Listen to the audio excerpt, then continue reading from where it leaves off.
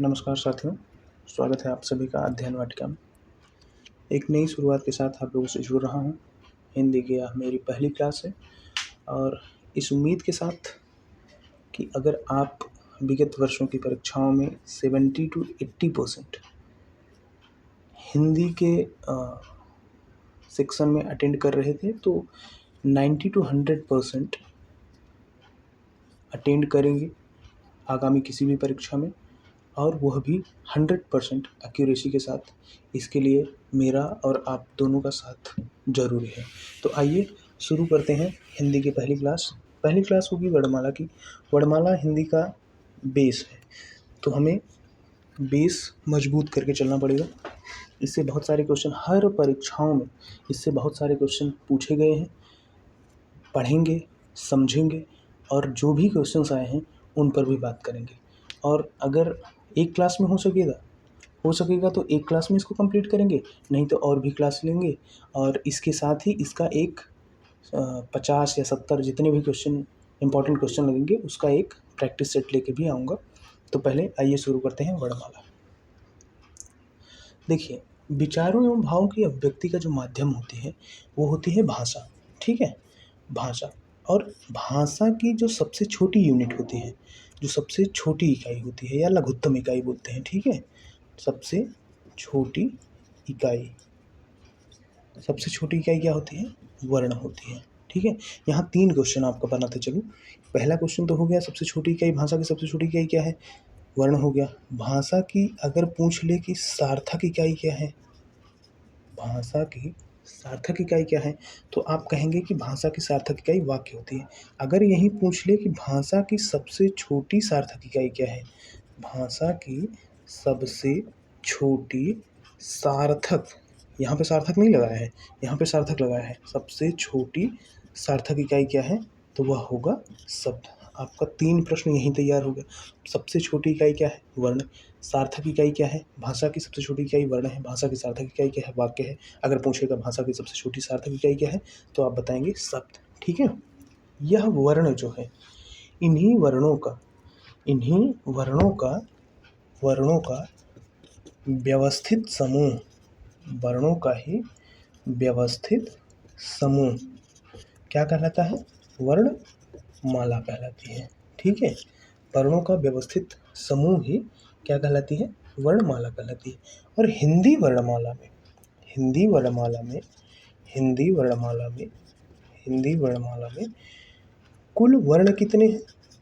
कुल वर्ण कितने हैं? इन्हीं वर्णों को ही लिपि चिन्ह भी कहते हैं। इन्हीं वर्णों को लिपि चिन्ह, अगर पूछे हिंदी वर्णमाला में कुल वर्ण या कुल लिपि चिन्ह कितने हैं, अगर पूछ ले कुल वर्ण या कुल लिपि चिन्ह कितने हैं, ठीक है, तो कितना बताएंगे आप? 52 है। 52 कैसे हुआ? आइए इसको बताता हूँ। 52 होगा, 11 स्वर हो गए, 25 स्पर्शी व्यंजन हो गए और 4 संयुक्त हो गए, 25 स्पर्शी व्यंजन हो गए, 4 जो है अंतस्थ हो गए, 4 ऊष्म हो गए, 4 संयुक्त हो गए और 2 द्विगुण हो गए, 2 अयोग वा हो गए। ठीक है, टोटल कीजिए। 2 2 4 4 8 4 12 4 16 16 5 21 1 22 का 2 और 2 1 3 2 5 52। कितने वर्ण हो गए? 52 वर्ण हो गए। कौन कौन से वर्ण हो गए? 11 स्वर, 25 स्पर्शी व्यंजन, 4 अंतस्थ व्यंजन, 4 ऊष्म व्यंजन, 4 संयुक्त व्यंजन, 2 द्विगुण, 2 अयोगवा। कितने वर्ण हो गए? 52 वर्ण हो गए। ठीक है, इन सभी को, स्वर को, स्पर्शी व्यंजन से, अंतस्थ से, ऊष्म से, इन सभी को एक एक करके बहुत ही डिटेल में जानेंगे और इनसे बनने वाले जितने भी क्वेश्चंस हैं, जितने क्वेश्चन आए हैं, जितने क्वेश्चन आ सकते हैं, सब पर बात करेंगे। ठीक है, आइए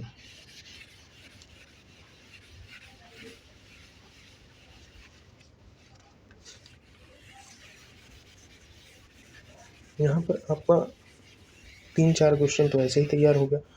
भाषा की सबसे छोटी इकाई वर्ण है, भाषा की सार्थक इकाई वाक्य है, भाषा की सबसे छोटी लघुत्तम सार्थक इकाई जो है वह शब्द है। हिंदी भाषा में कुल कितने लिपि चिन्ह हैं, तो 52 हो गए। या फिर पूछे कुल कितने वर्ण हैं, तो 52 हो गए। 11 स्वर हो गए, 25 स्पर्श व्यंजन हो गए, 4 अंतस्थ हो गए, 4 ऊष्म हो गए, 4 संयुक्त हो गए, 2 द्विगुण हो गए, 2 अयोगवाह हो गए। ठीक है, 2 क्या हो गए, अयोगवाह। ठीक है, अगर पूछे कि हिंदी वर्णमाला में या हिंदी में ध्वनियाँ कितनी प्रकार की हैं, ध्वनियों का प्रकार कितना है, यह यूपी SSC 2018 का जो वीडियो का एग्ज़ाम था उसमें पूछा गया क्वेश्चन है। ध्वनियों का प्रकार, हिंदी में ध्वनियों का प्रकार क्या है, कितना है, मूलतः क्या है, स्वर और व्यंजन, स्वर और व्यंजन है। ठीक है, लेकिन अगर यही पूछेगा कि ये यूपी वीडियो 2018 का क्वेश्चन है, हिंदी में ध्वनियों का प्रकार, स्वर और व्यंजन कितने प्रकार, 2 प्रकार। ठीक है, अगर पूछेगा कि वर्ण के प्रकार होते हैं, वर्ण के प्रकार होते हैं, वर्ण के प्रकार होते हैं, तो आप बताएंगे, यह एमपी प्रोफेशनल एग्जाम का कोई होता है उसमें पूछा गया क्वेश्चन है, वर्ण के प्रकार। ठीक है, अगर पूछेगा कि हिंदी में वर्ण के प्रकार होते हैं, तो आप बताएंगे मूलतः तो 2 ही होते हैं, स्वर और व्यंजन। लेकिन वर्णों का प्रकार अगर आप बताएंगे तो यहाँ बताएंगे स्वर, व्यंजन और अयोगवाह। ये अयोगवाह क्या होता है, अयोगवाह को बहुत डिटेल में समझेंगे, लेकिन अभी जान लीजिए कि स्वर ना तो यह स्वर है ना ही व्यंजन है, यह एक अलग टाइप का वर्ण है, इसीलिए इसको अलग टाइप का वर्ण बताया गया है स्वर व्यंजन के अतिरिक्त। तो कितने प्रकार हो गए, 3 प्रकार। कौन कौन से हो गए, स्वर हो गए, व्यंजन हो गए और अयोगवाह हो गए। ठीक है, यह क्या है अयोगवाह, वही अंग और आह। ठीक है, ये अनुस्वार ये विसर्ग। तो ये अयोगवाह जो है ये ना तो स्वर है और ना ही व्यंजन है। ठीक है, या जिसको जैसा स्वर को जैसा काम लगता है स्वर के साथ जुड़ जाता है, व्यंजन को काम लगता है व्यंजन के साथ जुड़ जाता है। तो इसको अभी समझेंगे कि अयोगवाह क्या है, लेकिन वर्ण के प्रकार क्या है, स्वर, व्यंजन, अयोगवाह। ध्वनियों का प्रकार क्या है, स्वर और व्यंजन। ये वीडियो का क्वेश्चन है, ये एमपी में आया हुआ क्वेश्चन है। आइए देखते हैं कि वर्ण में जो स्वर है यह क्या होता है। ठीक है, आपने क्या पढ़ा, स्वर, व्यंजन, अयोगवाह। ठीक है, हम शुरुआत कैसे कर रहे हैं, स्वर से। स्वर क्या होता है भैया, हिंदी वर्णमाला में स्वर क्या होता है, जिन ध्वनियों के उच्चारण में ध्वनियाँ बिना रुकावट के निकलती हैं, बिना रुकावट के।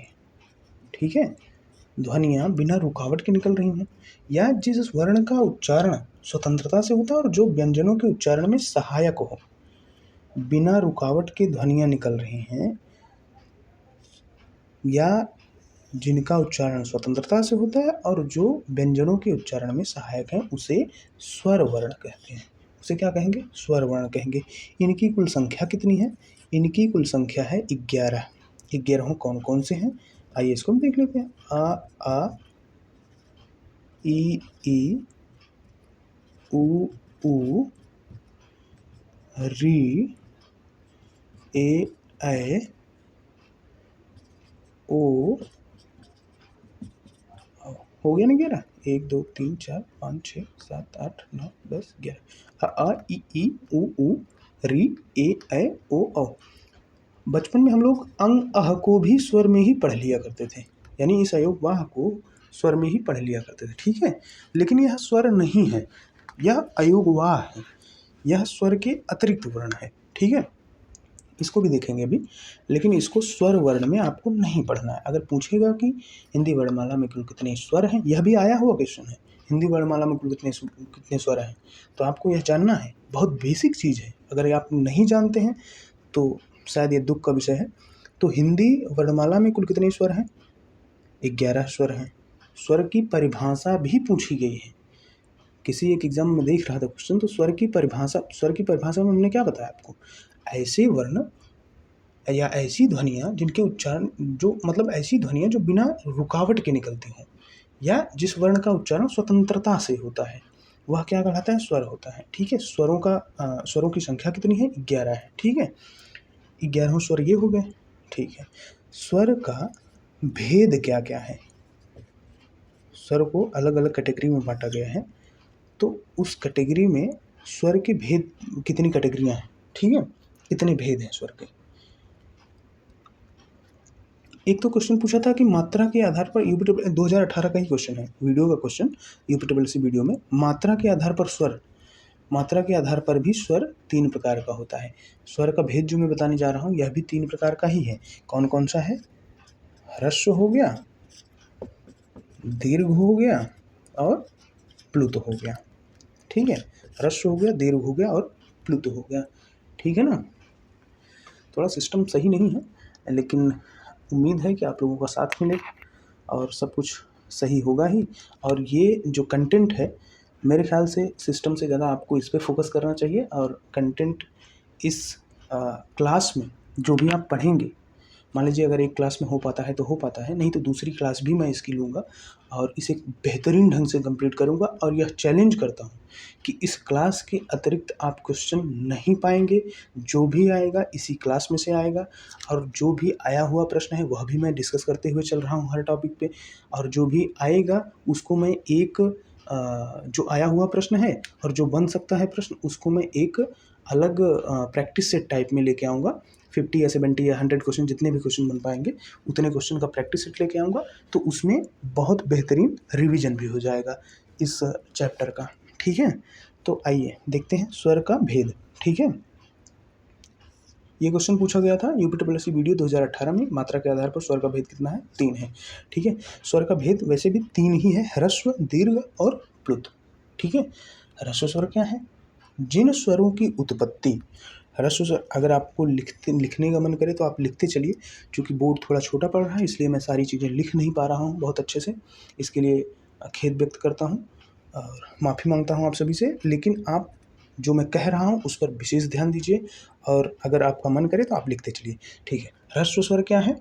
जिन स्वरों की उत्पत्ति दूसरे स्वरों से नहीं होती है वह ह्रस्व स्वर होते हैं, और इन्हें ही मूल स्वर कहते हैं, इन्हें ही मूल स्वर कहते हैं, ठीक है। इनकी संख्या कितनी है यह क्वेश्चन पूछा गया है। यह भी क्वेश्चन किसी न किसी एग्जाम में पूछा गया। एक क्वेश्चन और पूछा गया था दीर्घ से संबंधित, अभी बता रहा हूँ। ह्रस्व स्वर ही मूल स्वर है और मूल स्वरों की संख्या कितनी है? 4 है। कौन कौन सी? आ, ई, उ, री, ठीक है। आ, ई, उ, री, आ, ई, उ, री, आ, ई, उ, री, ये क्या है? मूल स्वर हैं। इसे क्या कहते हैं? ह्रस्व स्वर कहते हैं, ठीक है। तो ये हो गया आपका ह्रस्व स्वर। ह्रस्व स्वर को ही मूल स्वर कहते हैं। मूल स्वर 4 हैं, चारों की संख्या, चारों कौन कौन से हैं? आ, ई, उ, री, ठीक है। आइए देखते हैं दीर्घ स्वर। दीर्घ स्वर या फिर इसे संधि स्वर कहते हैं। दीर्घ स्वर होता क्या है? जिन स्वर वर्णों के उच्चारण में 2 मात्रा का समय लगे, या फिर ऐसे कहें कि ह्रस्व स्वर वर्ण के उच्चारण से दोगुना समय लगे, तो उसे दीर्घ स्वर या फिर संधि स्वर कहते हैं। बताऊंगा अभी संधि स्वर क्यों। उसे दीर्घ स्वर या फिर संधि स्वर कहते हैं, ठीक है। इसे थोड़ा मिटा दूं।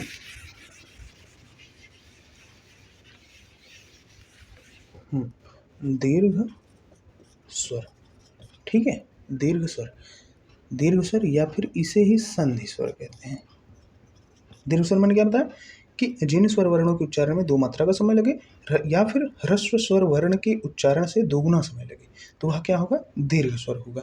एक क्वेश्चन आया था, निम्न में दीर्घ स्वर कौन सा है? वीडियो 2018, यूपीडब्ल्यूसी वीडियो 2018 क्वेश्चन आया था कि निम्न में दीर्घ स्वर कौन सा है। 4 ऑप्शन दिए थे, जैसे हो गया छोटा ई, उ, बड़ा आ, तो इसमें कौन सा दीर्घ स्वर होगा? बड़ा आ, ठीक है। तो ऐसे भी करके क्वेश्चन बने हैं इस पे, तो इसको विशेष ध्यान से देखते रहिए हर एक चीज़, कहीं कुछ भी मिस ना होने पाए, ठीक है। दीर्घ स्वर या फिर संधि स्वर, इसको 2 कैटेगरी में डिवाइज किया गया। पहले तो इसकी संख्या देख लीजिए। इसकी संख्या है 7। मूल स्वरों की संख्या या ह्रस्व स्वरों की संख्या थी 4। दीर्घ स्वर या संधि स्वर की संख्या कितनी है? 7। कौन कौन सी होंगी? दीर्घ स्वर या संधि स्वर की संख्या कौन कौन, 7 कौन कौन सा होगा? अ, बड़ा वाला, ई, उ, ए, ऐ, ओ, औ, ठीक है। कितना हुआ? 4 3 7, 4 3 7। कौन कौन सा? अगर इसको मैं ऐसे लिख दूं, आ ई, एक सेकेंड है, इसको ऐसे, 3 ये हो गए, 4 ये हो गए। मैंने जो कहा संधि स्वर, तो इसको संधि या संयुक्त दीर्घ स्वर कहेंगे, संयुक्त दीर्घ स्वर। और इसको क्या कहेंगे? मूल दीर्घ स्वर, मूल दीर्घ स्वर। क्यों कहेंगे मूल दीर्घ स्वर? क्यों कहेंगे इसको मूल दीर्घ स्वर? इसलिए कहेंगे क्योंकि जो मूल स्वर वर्ण है अ ई उ री, उन्हीं का ये दीर्घ है, अ ई उ, तो ये मूल दीर्घ हो गया, ठीक है। और जो अतिरिक्त 4 वर्ण स्वर वर्ण हैं यह किन्हीं 2 स्वर वर्णों के मेल से बने हैं, इसीलिए इसको संयुक्त दीर्घ स्वर कहा जा रहा है। यह किन 2 स्वर वर्णों के मेल से बने हैं? जब हम पढ़ेंगे संधि वाला चैप्टर तो इसमें बहुत ही बेहतरीन ढंग से समझेंगे इसको। आ ई के मेल से ए बना है, आ उ के मेल से ओ बना है, आ ए के मेल से ए बना है, आ ओ के मेल से आओ बना है, ठीक है। यहाँ पर गुण होता है, यहाँ पर वृद्धि होती है। या फिर जब संधि पढ़ेंगे तो गुण स्वर संधि और वृद्धि स्वर संधि में इसको कंप्लीट कर लेंगे, बहुत अच्छे से वहाँ पर भी समझ जाएंगे, ठीक है। क्योंकि यह 2 स्वर वर्णों के मेल से बना है इसीलिए यह संयुक्त दीर्घ स्वर है। बहुत अच्छे से समझ लीजिए कि यह संयुक्त दीर्घ स्वर है, क्योंकि यह 2 स्वर वर्णों के मेल से बना है इसलिए यह संयुक्त स्वर है। संयुक्त में कैसा है? दीर्घ है, तो संयुक्त दीर्घ स्वर हो गया। आ ई के ए, आ ओ से ओ, आ ए से ए, आ ओ से आ, ठीक है। तो ये हो गया दीर्घ स्वर। दीर्घ स्वर हैं कितने? 7 हैं। दीर्घ स्वर में मूल दीर्घ स्वर कितने हैं? 3 हैं, ठीक है। संयुक्त दीर्घ स्वर कितने हैं? 4 हैं। भूलना नहीं है, क्वेश्चन पुटअप हो सकता है। मूल दीर्घ स्वर कितने हैं? 3 हैं। संयुक्त दीर्घ स्वर कितने हैं? 4 हैं, ठीक है। तो यह हो गया आपका दीर्घ स्वर। यहीं पर और देखते चलिए, ये जो मूल दीर्घ स्वर है इसे सजातीय स्वर कहते हैं, सजातीय स्वर कहते हैं या फिर मूल दीर्घ स्वर कहेंगे। और ये जो संयुक्त दीर्घ स्वर है इसे विजातीय दीर्घ स्वर कहेंगे या फिर मिश्रित स्वर कहेंगे। विजातीय दीर्घ स्वर कहेंगे या फिर मिश्रित स्वर कहेंगे, ठीक है। स्पष्ट हो रहा है कि नहीं हो रहा है? मेरे ख्याल से तो स्पष्ट होना चाहिए। बहुत ही सिंपल लैंग्वेज में बता रहा हूँ आपको। दीर्घ स्वर या संधि स्वर 7 होते हैं। कौन कौन से? बड़ा एच, बड़ी ई, बड़ा ऊ, ए ऐ ओ औ, ठीक है। आ ई उ, ये तीनों जो हैं चूँकि मूल स्वरों से आ ई उ से मिलकर आ ई उ का दीर्घ है इसलिए इसको मूल दीर्घ कहा गया। और ये जो 4 स्वर वर्ण बचे यह दो स्वर वर्णों के मेल से बने हैं इसलिए इसे संयुक्त दीर्घ स्वर कहा गया। इनकी संख्या 4 हुई। मूल दीर्घ स्वरों को सजातीय स्वर कहा गया और संयुक्त दीर्घ स्वरों को विजातीय या मिश्रित। अगर प्रश्न पूछ ले विजातीय स्वर कौन सा है, विजातीय दीर्घ स्वर कौन सा है, तो आपको इन चारों में से बता देना है। भूलना नहीं है कुछ भी, सबको बहुत ही पॉइंटेड तरीके से पढ़ा रहा हूँ और उसी तरीके से आपको इसको याद करते हुए चलना है, समझते हुए चलना है। एक एक क्वेश्चन जो भी पूछ सकता है और जो भी पूछा है सब पे अपनी पकड़ होगी, यह वादा है मेरा। आप लोगों के साथ, आप लोगों का साथ बना रहेगा, मुझे उम्मीद है। और आप लोग बहुत अच्छे से समझ पा रहे हैं इन सब चीज़ों को, यह भी उम्मीद है। कौन सा स्वर वर्ण बचा? कौन सा भेद बचा? प्लुत, प्लुत स्वर। प्लुत वैसे तो इसका उपयोग हिंदी में नहीं होता है, सामान्यतः हिंदी में नहीं होता। होता कहाँ है इसका उपयोग? इसका उपयोग होता है जैसे संवाद आदि लिखते समय, पुकारने, चीखने में, हे राम, जैसे संवाद लिख रहे हो तो यहाँ उसको पुकार रहे हो, तो पुकारने में जो देर तक जो आवाज़ ध्वनि निकली है जो उस जिस स्वर वर्ण की, वही प्लुत है। जैसे ओम, तो इसे प्लुत स्वर वर्ण कहेंगे, ठीक है। प्लुत स्वर वर्ण की परिभाषा भी देख लीजिए। ह्रस्व स्वर का 3 गुना समय उच्चारण में लगे, ऐसे वर्ण को प्लुत स्वर कहते हैं। या फिर जिन स्वरों के उच्चारण में दीर्घ स्वर से अधिक समय लगे या जिन स्वरों के उच्चारण में दो मात्रा से अधिक समय लगे उसे प्लुत स्वर कहते हैं, प्लुत स्वर वर्ण कहते हैं। माफ कीजिएगा, आ ओम, ठीक है। इसे क्या कहेंगे, इसे क्या कहेंगे, त्रिमात्रिक स्वर। कौन सा, त्रिमात्रिक स्वर के कहेंगे। इसके उच्चारण में 3 मात्रा का समय लगता है, इसीलिए इसको क्या कहते हैं, त्रिमात्रिक स्वर कहते हैं। सामान्यतः इसका हिंदी में प्रयोग मिलता नहीं है। वैदिक भाषा एवं नाटक आदि के संवाद लिखते समय पुकारने के संबंध में इसका जो है प्रयोग मिलता है, ठीक है। तो ये क्या हो गया, प्लुत स्वर वर्ण हो गया, ठीक है। स्वर वर्णों का अभी पोस्टमार्टम करने चल रहे हैं। कैसे पोस्टमार्टम करने चल रहे हैं, स्वर वर्णों का वर्गीकरण किया गया है 3 आधार पर। कौन कौन से आधार हैं, एक तो है जिह्वा के प्रयोग के आधार पर, ठीक है, जिह्वा के प्रयोग के आधार पर, प्रयोग के, ठीक है। एक है ओष्ठ के प्रयोग के आधार पर, ठीक है। एक है मुख विवर के आधार पर, एक है मुख विवर मतलब खुलने बंद होने के आधार पर, मुख विवर के आधार पर, ठीक है। जिह्वा के प्रयोग के आधार पर स्वर वर्णों को 3 वर्गों में विभाजित किया गया है। वो 3 वर्ग कौन कौन से हैं जिह्वा के प्रयोग के आधार पर, एक है अग्रस्वर, एक है मध्य स्वर, एक है पश्च स्वर। निश्चिंत होके पढ़िए आप लोग, एक पॉइंट अगर छूट गया तो आप कमेंट कर दीजिएगा, कुछ भी नहीं छूटेगा। और इससे जितने बनने वाले क्वेश्चन हैं, जितने आए हुए क्वेश्चन हैं, सबकी प्रैक्टिस लेके आऊँगा।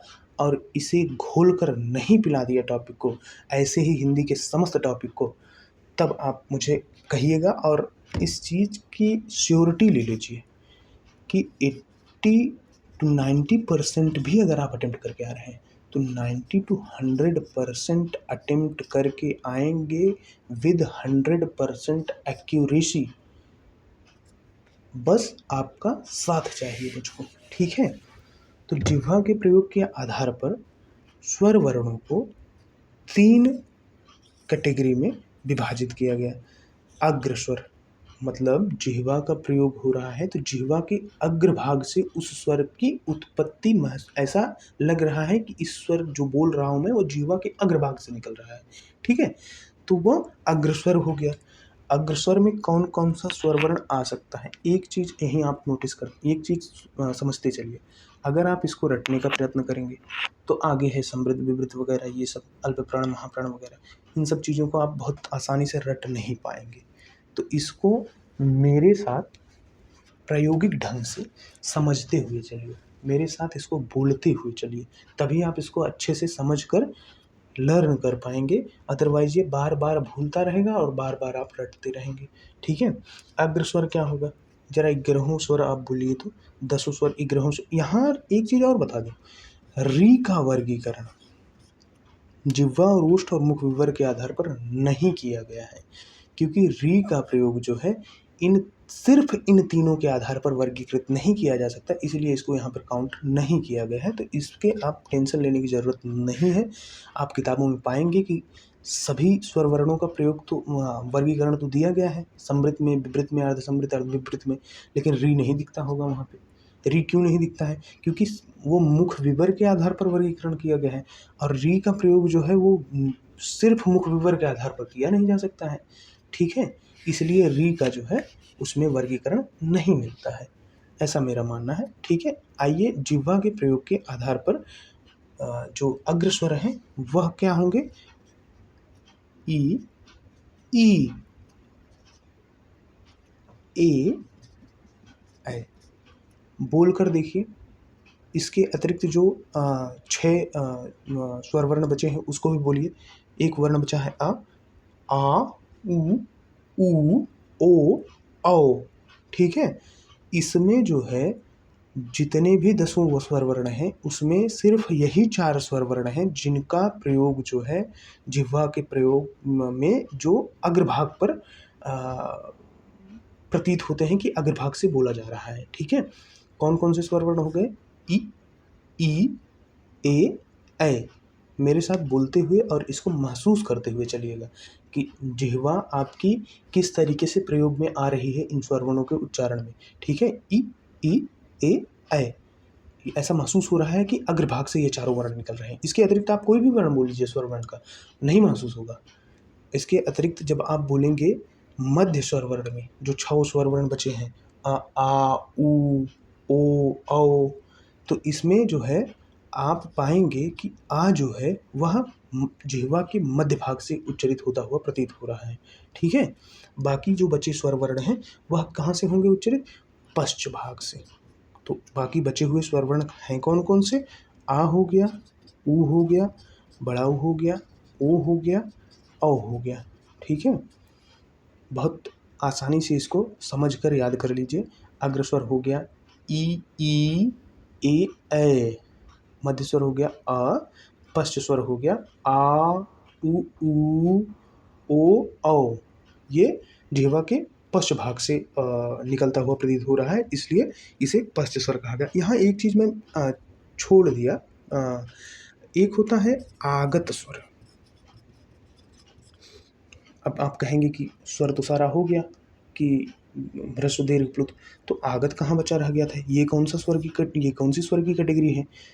पश्च आगत स्वर भी पश्च स्वर में ही आएगा। आगत स्वर लिखा कैसे जाता है?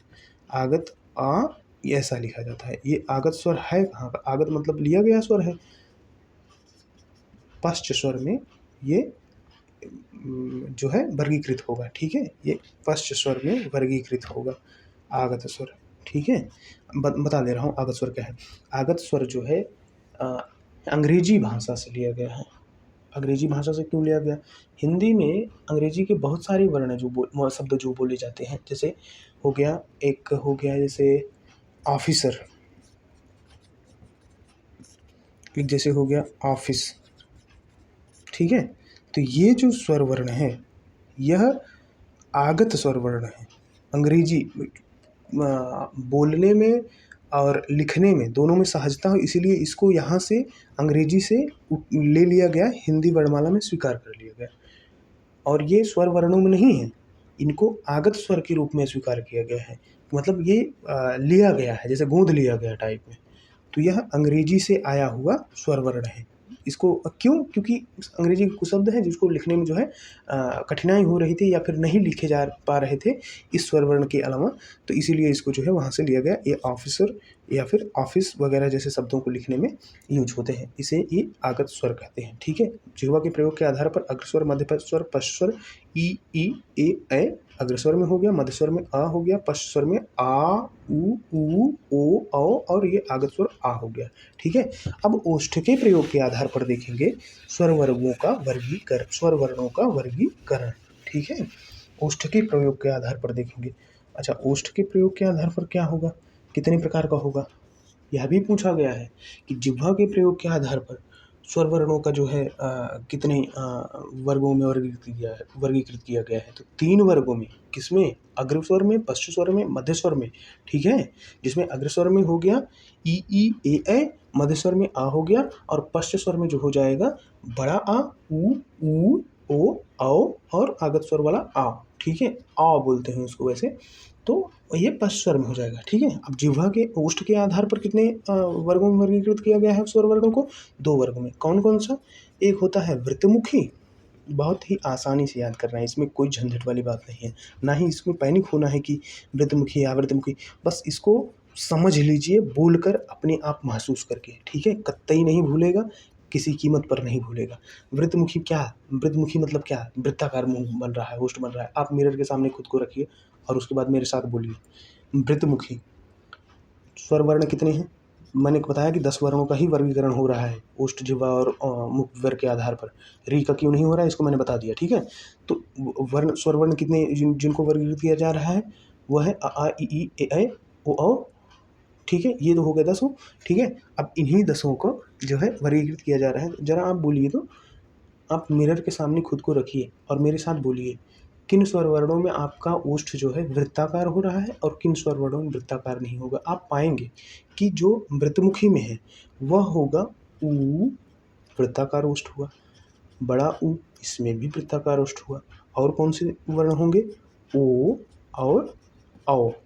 इन 4 स्वर वर्णों में आपका ओष्ठ जो है वृत्ताकार हो रहा है। आप मिरर में अगर आप खुद को देख पा रहे हैं तो आप यह चीज़ बहुत आसानी से अनुभव कर पा रहे होंगे और ये आपको जीवन पर्यंत नहीं भूलने वाला है। आप ऐसा प्रयोग करके इसको देखिए, ठीक है। और आवृत्तमुखी में कौन कौन से होंगे? बचे स्वर जितने भी हैं सभी के सभी जो हैं आवृत्तमुखी में हो जाएंगे, ठीक है। अ, आ, ई और कौन से? ए, ऐ, ठीक है। इसमें जो है वृत्ताकार ओष्ठ नहीं हो रहा है, इसलिए ये आवृत्तमुखी है, ठीक है। आइए अब मुख विवर के, बहुत ये थोड़ा और इम्पॉर्टेंट है, इसको बहुत ध्यान से देखिएगा। मुख विवर के आधार पर जो है स्वरों का जो वर्गीकृत किया गया है उसको जो है, पसीना बहुत हो रहा है, गर्मी हमारे यहाँ बहुत है। मुखाकृति के आधार पर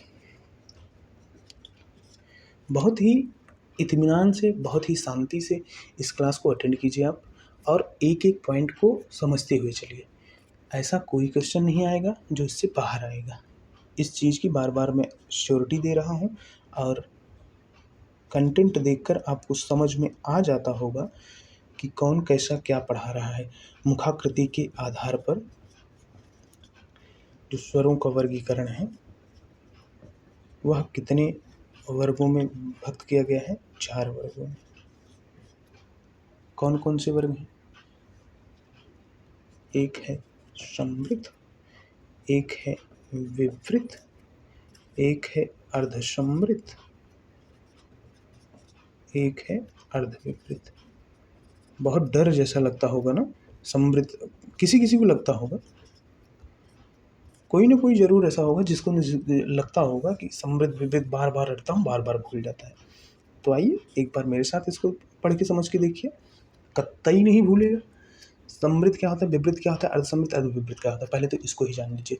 मैं अगर सीक्वेंस बनाऊँ ना तो फर्स्ट नंबर पे आएगा समृद्ध, सेकंड नंबर पे आएगा अर्ध समृद्ध, थर्ड पे आएगा अर्धविवृत, फोर्थ पे आएगा विवृत। ऐसा क्यों मैंने किया? ऐसा इसलिए किया क्योंकि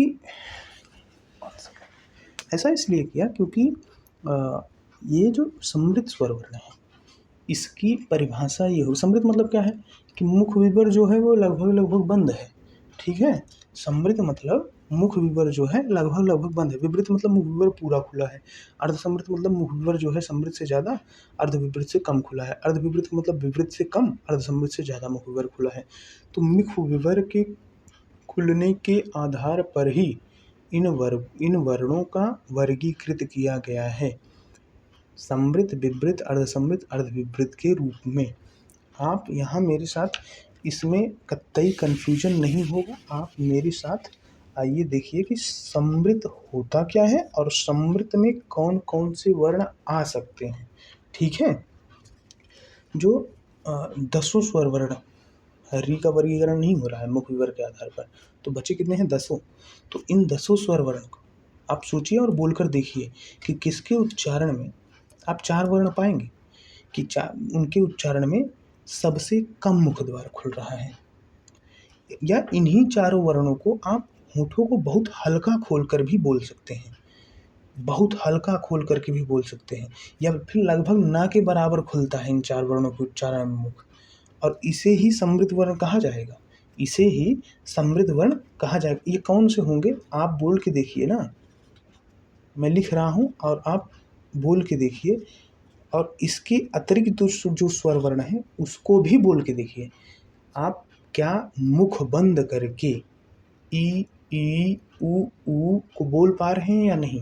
लगभग इसमें मुख बंद ही है आपका, ठीक है। इसीलिए यह समृद्ध है। समृद्ध मतलब बंद है मुख द्वार। तो इसके अतिरिक्त जो स्वर वर्ण बचे हैं जरा उनको बोल के देखिए। तो आ, एकदम मुख बंद कीजिए, जैसे इसमें मुख बंद है वैसे करके बोलिए, देखिए बोल पा रहे हैं। नहीं बोलने में आ रहा है, वो थोड़ा सा डिफिकल्टी हो रही है उसको बोलने में, ठीक है। तो समृद्ध में यह सिर्फ 4 ही वर्ण आप पाएंगे। आप इसको अनुभव कीजिए कि लगभग आपका मुख द्वार बंद है, फिर भी आप इसको बोल पा रहे हैं। और यही 4 स्वर वर्ण ऐसे हैं जिनको आप इस तरीके से बोल सकते हैं, तो इसीलिए इसको समृद्ध स्वर वर्ण कहा गया है।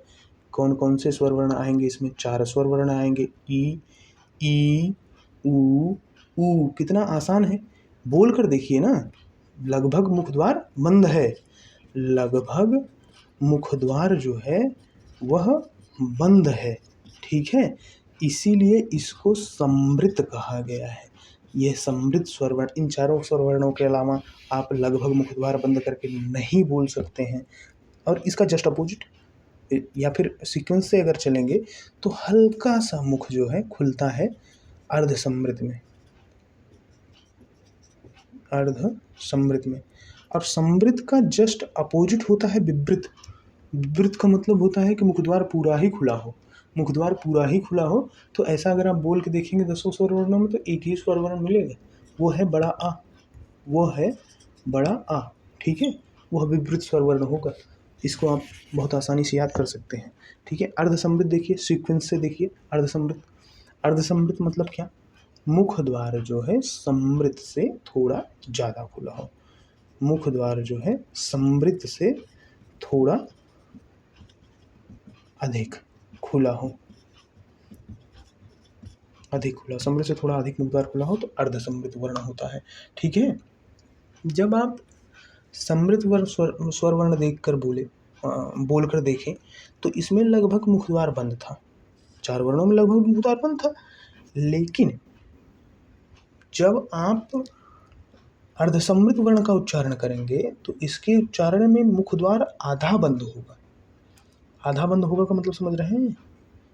ए, ओ, यही 2 स्वर वर्ण है अर्धसमृद्ध में। ए, ओ, ए, ओ। बंद होने की स्थिति ऊपर से नीचे की तरफ होती है, खुलने की स्थिति नीचे से ऊपर की तरफ होती है। बहुत ही बेसिक डिफरेंस आपको बता रहा हूँ अर्धसमृद्ध और समृद्ध विवृत में, अर्धविवृत में।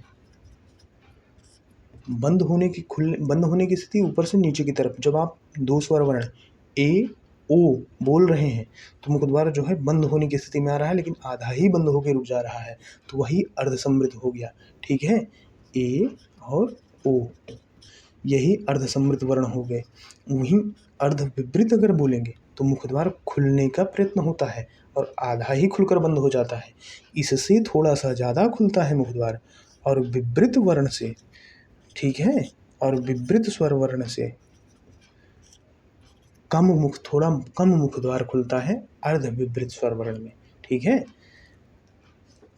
अर्धसमृद्ध में मुख द्वार बंद होने का प्रयत्न हो रहा है, आधा ही बंद होकर रुक जा रहा है ए और ओ पे, ठीक है? अर्धविवृत में मुख द्वार नीचे से ऊपर की तरफ खुलेगा और लेकिन पूरा नहीं खुलेगा, आधा ही खुलेगा, आधा खुल के रुक जाएगा उसी पे। तब तक वह स्वर वर्ण जो है उसका उच्चारण हो जाएगा, ठीक है? तो अर्धविवृत में आएगा कौन कौन सा? अर्धविवृत में कौन कौन सा आएगा? अ, आ, अ, अब बोल के देखिए। अ, अय, अय, अय, औ, औ, औ, औ, औ, अय, अय, आ। मुख द्वार नीचे से ऊपर की तरफ खुल रहा है, आधा ही खुल के बंद हो जा रहा है। बहुत आसान तरीका बता रहा हूँ आपको। मुख द्वार खुलने का प्रयत्न हो रहा है, आधा ही खुल के रुक जा रहा है, तो यह अर्धविवृत है। मुख द्वार जो है बंद होने का प्रयत्न हो रहा है, लेकिन आधा ही बंद होकर रुक जा रहा है। जैसे ग्लास आधा भरा है, ग्लास आधा खाली, दोनों चीज़ एक ही है, लेकिन डिफरेंस बेसिक सा यही है कि मुख द्वार खुलने का प्रयत्न हो रहा है अर्धविवृत में और आधा ही खुल के रुक जा रहा है। 3 ही स्वर वर्ण आएंगे इसमें, आ, अय, औ, ठीक है? इसको बोल के देखेंगे तो आप मुख द्वार थोड़ा सा खुलता हुआ नजर आएगा और जो है आधे पे जाके रुक जाएगा। अर्धसमृद्ध में जो आएगा मुख द्वार हल्का सा बंद होता हुआ प्रतीत होगा और जो है आधे पे बंद होके रुक जाएगा, ठीक है? उसमें वह जो होगा अर्धसमृद्ध होगा, ठीक है? कौन कौन से स्वर वर्ण आएंगे? ए और ओ आएंगे, ठीक है? और अर्धविवृत में आ, अय, औ। विवृत में एक ही स्वर वर्ण होता है 10 स्वर वर्ण में, जो इसमें वर्गीकृत हो रहा है मुख विवर के आधार पर, वह होता है बड़ा आ। बोलकर देखिए, आ। पूरा मुख द्वार लगभग खुल रहा है, मुख द्वार सबसे अधिक खुलता है, तो वह विवृत स्वर वर्ण है, ठीक है? समृद्ध में मुख द्वार लगभग बंद हो रहता है। बोलकर देखेंगे तभी याद होगा, इसको बोलकर महसूस करेंगे तभी याद होगा। ये मेरे साथ इसको अनुभव करते चलिए बोलते हुए। समृद्ध में लगभग मुख द्वार बंद होता है, ई, ई उ ऊ लगभग मुखद्वार बंद है, फिर भी इसका उच्चारण हो पा रहा है। और यही 4 स्वर वर्ण ऐसे हैं जिनका लगभग मुखद्वार बंद होकर उच्चारण हो सकता है, तो इसको समृद्ध कहेंगे। अर्धसमृद्ध में क्या है, मुखद्वार जो है इससे थोड़ा सा ज़्यादा खुलेगा और इससे थोड़ा सा कम खुलेगा। मुखद्वार जो है आधा खुल रहा है, आधा ऊपर से नीचे बंद होने की मतलब जैसे लग रहा है, प्रतीत हो रहा है कि बंद हो जाएगा अभी मुखद्वार, लेकिन आधा ही आके रुक जा रहा है। ए ए ओ ओ, ठीक है। कम मुखद्वार खुल रहा है इससे, और इससे थोड़ा सा ज़्यादा खुल रहा है। कौन से 2 स्वर वर्ण अर्धसमृद्ध में कौन से आ गए 2 स्वर वर्ण, ए और ओ। अर्धविवृत में क्या आएगा, आ ए ओ, आ ए औ। मुखद्वार आधा खुला हुआ प्रतीत हो रहा है और तब यह स्वर वर्ण उच्चरित हो रहा है, आ ए औ। विवृत में क्या आएगा, विवृत में बड़ा आ आएगा, ठीक है। विवृत में बड़ा आ आएगा, भूलना नहीं है। मुख द्वार के आधार पर, मुख द्वार या मुख विवर बोलते हैं, मुख विवर के प्रयोग के आधार पर जो है 4 कैटेगरी में स्वर वर्णों को विभाजित किया गया है, समृद्ध, अर्धसमृद्ध, अर्धविवृत, विवृत। क्रम इसका यही होगा, समृद्ध के बाद थोड़ा सा अधिक खुलेगा अर्धसमृद्ध, अर्धसमृद्ध से थोड़ा सा अधिक मुखद्वार खुलेगा अर्धविवृत, अर्धविवृत से थोड़ा सा अधिक मुखद्वार खुलेगा तो विवृत होगा। यही इसका सीक्वेंस होगा, ठीक है। ये 4 वर्ण इसमें, 2 वर्ण इसमें, 3 वर्ण इसमें, 1 वर्ण इसमें, ठीक है। 4 2 6 3 9 1 10 स्वर वर्ण, यही इसका वर्गीकृत है। बहुत अच्छे से इसको समझ कर याद कर लीजिए, और इससे बहुत सारे क्वेश्चन बनते हैं कि समृद्ध स्वर वर्ण कौन सा है, अर्धविवृत स्वर वर्ण कौन सा है। विवृत में एक ही स्वर वर्ण है, याद करने की जरूरत नहीं है, बड़ा आ। वैसे भी बोल के आपको स्पष्ट हो गया है कि बड़ा आ में मुंह जो है बड़ा सा खुल रहा है, बड़ा आ में मुंह बड़ा सा खुल रहा है, तो ये विवृत हो गया। अर्धविवृत में क्या होगा, छोटा आ, आए और औ, ठीक है। बड़ा आ, बड़ा ए, बड़ा ओ, तो विवृत में बड़ा ए, बड़ा ओ, छोटा आ, हल्का सा मुखद्वार खुलता हुआ प्रतीत हो रहा है, आधा खुल के रुक जा रहा है, तो अर्धविवृत में यही हो जाएगा 3 वर्ण। अर्धसमृद्ध में आपको पता ही है ए ओ होता है। समृद्ध में लगभग ना के बराबर मुखद्वार खुलता है, ई ऊ, यही 4 स्वर वर्ण है, लगभग ना के बराबर खुल के इसका उच्चारण हो जाता है। तो यह जो है बहुत ही बेहतरीन, अगर ईमानदारी से मेरे साथ आप बोल के इसको समझे होंगे तो यह आपको याद हो गया होगा, और इससे क्वेश्चन आता ही आता है। इसलिए आपको 4 2 6 3 9 1 10 ये जो है स्वर वर्ण याद होने चाहिए इस मुख विवर के खुलने के आधार पर। समृद्ध, अर्धसमृद्ध, अर्धविवृत, विवृत, इसका काम खत्म हुआ। आगे आइए देखिए, एक जैसे स्वर वर्ण अगर पूछिएगा कि अल्प प्राण होता है कि महाप्राण होता है, तो सभी के सभी स्वर वर्ण जो है वो अल्प प्राण होते हैं। सभी के सभी स्वर वर्ण जो है सघोष भी होते हैं, ठीक है। क्वेश्चन मान लीजिए पूछेगा, पूछा है भी, पूछेगा भी, ठीक है। यह जो है अल्प प्राण होता है सभी के सभी स्वर वर्ण, और सघोष होते हैं, ठीक है। और जैसे अर्धविवृत स्वर पूछ लिया था अभी, वन रक्षा का एग्जाम हुआ था 2016 में, तब पूछ लिया था। और आश्रम पद्धति में प्रवक्ता के एग्जाम में आया था, निम्न में से कौन से स्वर समृद्ध है, तो उसमें आपको फटाक से बता देना था कि समृद्ध स्वर वर्णों में कौन कौन से स्वर वर्ण आते हैं। पता है कि नहीं पता है, ये और बताइए। अर्धसमृद्ध स्वर वर्णों में कौन कौन से, अच्छा समृद्ध में पूछा था तो, ठीक है। तो इसलिए आपको याद होना चाहिए, सभी स्वर वर्ण क्या है, अल्प प्राण है और सघोष है। सभी स्वर वर्ण क्या है, अल्प प्राण है और सघोष है, ठीक है। यह भी प्रश्न बनता है, इसको भी याद रखिए। और आइए स्वर और मात्रा में थोड़ा सा डिफरेंस कुछ नहीं होता है।